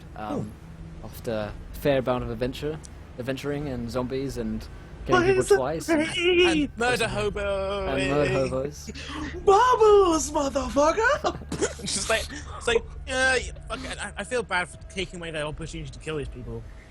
Just go for it. It's like the tram XP. That is walking meat sacks of XP right there. Yeah. Once I knew there was only 5 of them. Yeah. Yeah. So how did you guys? Amoral Frankenstein. Exactly. how did you guys enjoy the session? Did you have fun? How did people? Yeah, I always love getting to actually play D&D. Yeah, because I spend so much time running these games that just being able to be like, sod it, I'm gonna just chuck poison orbs at it and not give a crap at the consequences is a lot of fun. Exactly. Yeah, it was nice actually seeing you in the player role rather than the GM role for a change, Finbar. That was interesting. I can imagine. He's a massive dick in the player. Yeah, I need to work out a different personality to my characters than this. They all play like my favorite character ever, Eric, and it was like, well, I'm just gonna give you ridiculously awesome charisma and be a dick, but everyone will love me. It's a lot of fun. I'm not gonna lie, I love the goblin voices. Thank you. Both the male and the female. I feel like it has to be the canon now of all Yeah. female goblin voices have to be Sydney. Yeah. You're hired. Gotcha. I felt like I was a really great contributor tonight. Yeah. I mean, kind of made I put a lot of effort into it. Yeah. You were like a A lot of celebrity prep. appearance at the last minute. Yeah, No, celebrity appearance Some from mini cameo. Captain Sydney. I'm gonna run around and Yeah. hunt Sydney the Goblin down to teach me Yeah. the secrets of necromancy at some point. Indeed. So thank you everyone who's been watching. Thank you guys for coming along and everyone who followed, and of course Finbar, Johnny, and Jamie, and Sydney for joining me tonight. Thanks to you guys, for being the players, and especially Sydney, of course, major role in this. Basically, the All the protagonist. work I put into this. Yeah, and a lot of backstory she did. Yeah, a lot of method acting. She's been making loads of Rehearsals biscuits. as well. Yeah, from what- she's rehearsals been for- living in a dung heap for the she last was- 7 days in preparation for this. Yeah, it's called America. Oh, Hey! Shots fired. But yeah, we are back on Saturday for a 24-hour stream of Dungeons and Dragons. But- Finbar's going to be joining me. There are Not going to be open some that- blades put in dank places.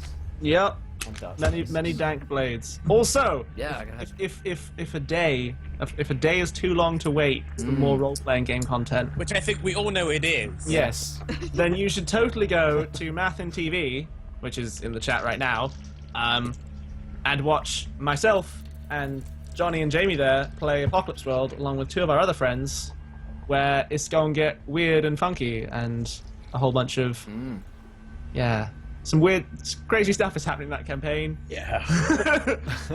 Yep, I'll be Jamie's tuning character in. Stein was a god for a while, Actually transcended to godhood.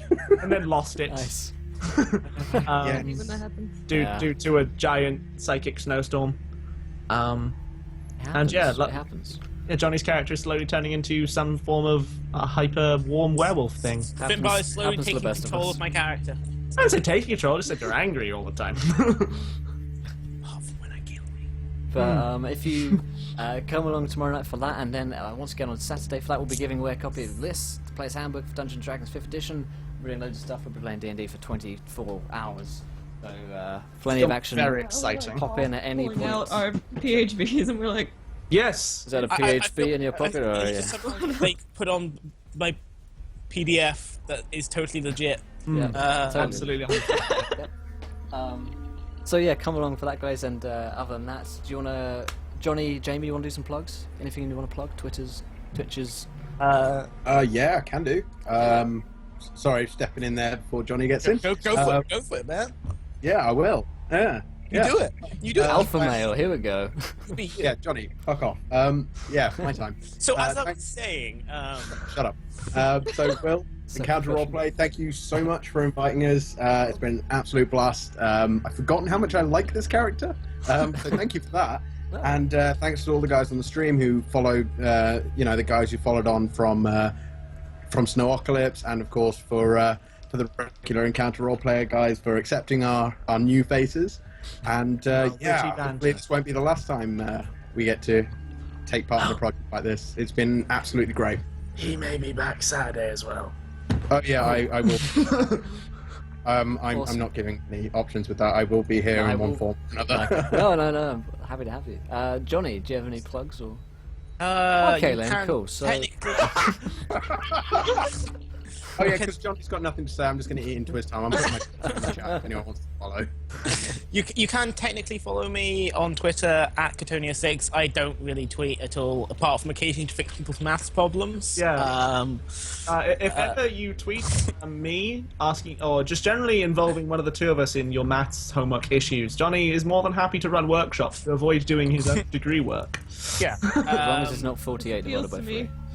So yeah, you can do that. Follow me there. Don't do it, It's but very a lot of fun here. Hopefully my accent wasn't too annoying / culturally insensitive / going through every single European nation that exists. I can't do accents, but I enjoy trying. That was good. It was fun.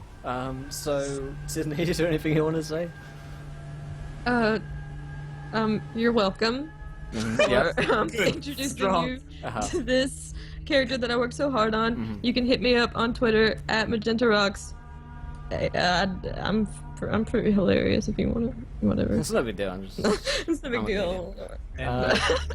So That's thank about- you. that's about it. Yeah, thank you everyone for coming along. Thank you for watching, everyone who followed, and we'll see you again tomorrow in Finbar Maffin TV's chat, and then for the 24-hour stream on Saturday. So until then, guys, try not to roll too many nat ones. Try not to have the people that you kill come back as zombies, and then you have to kill them again, because we want to be there laughing when you do. And until then, guys, have an excellent night. Stay safe.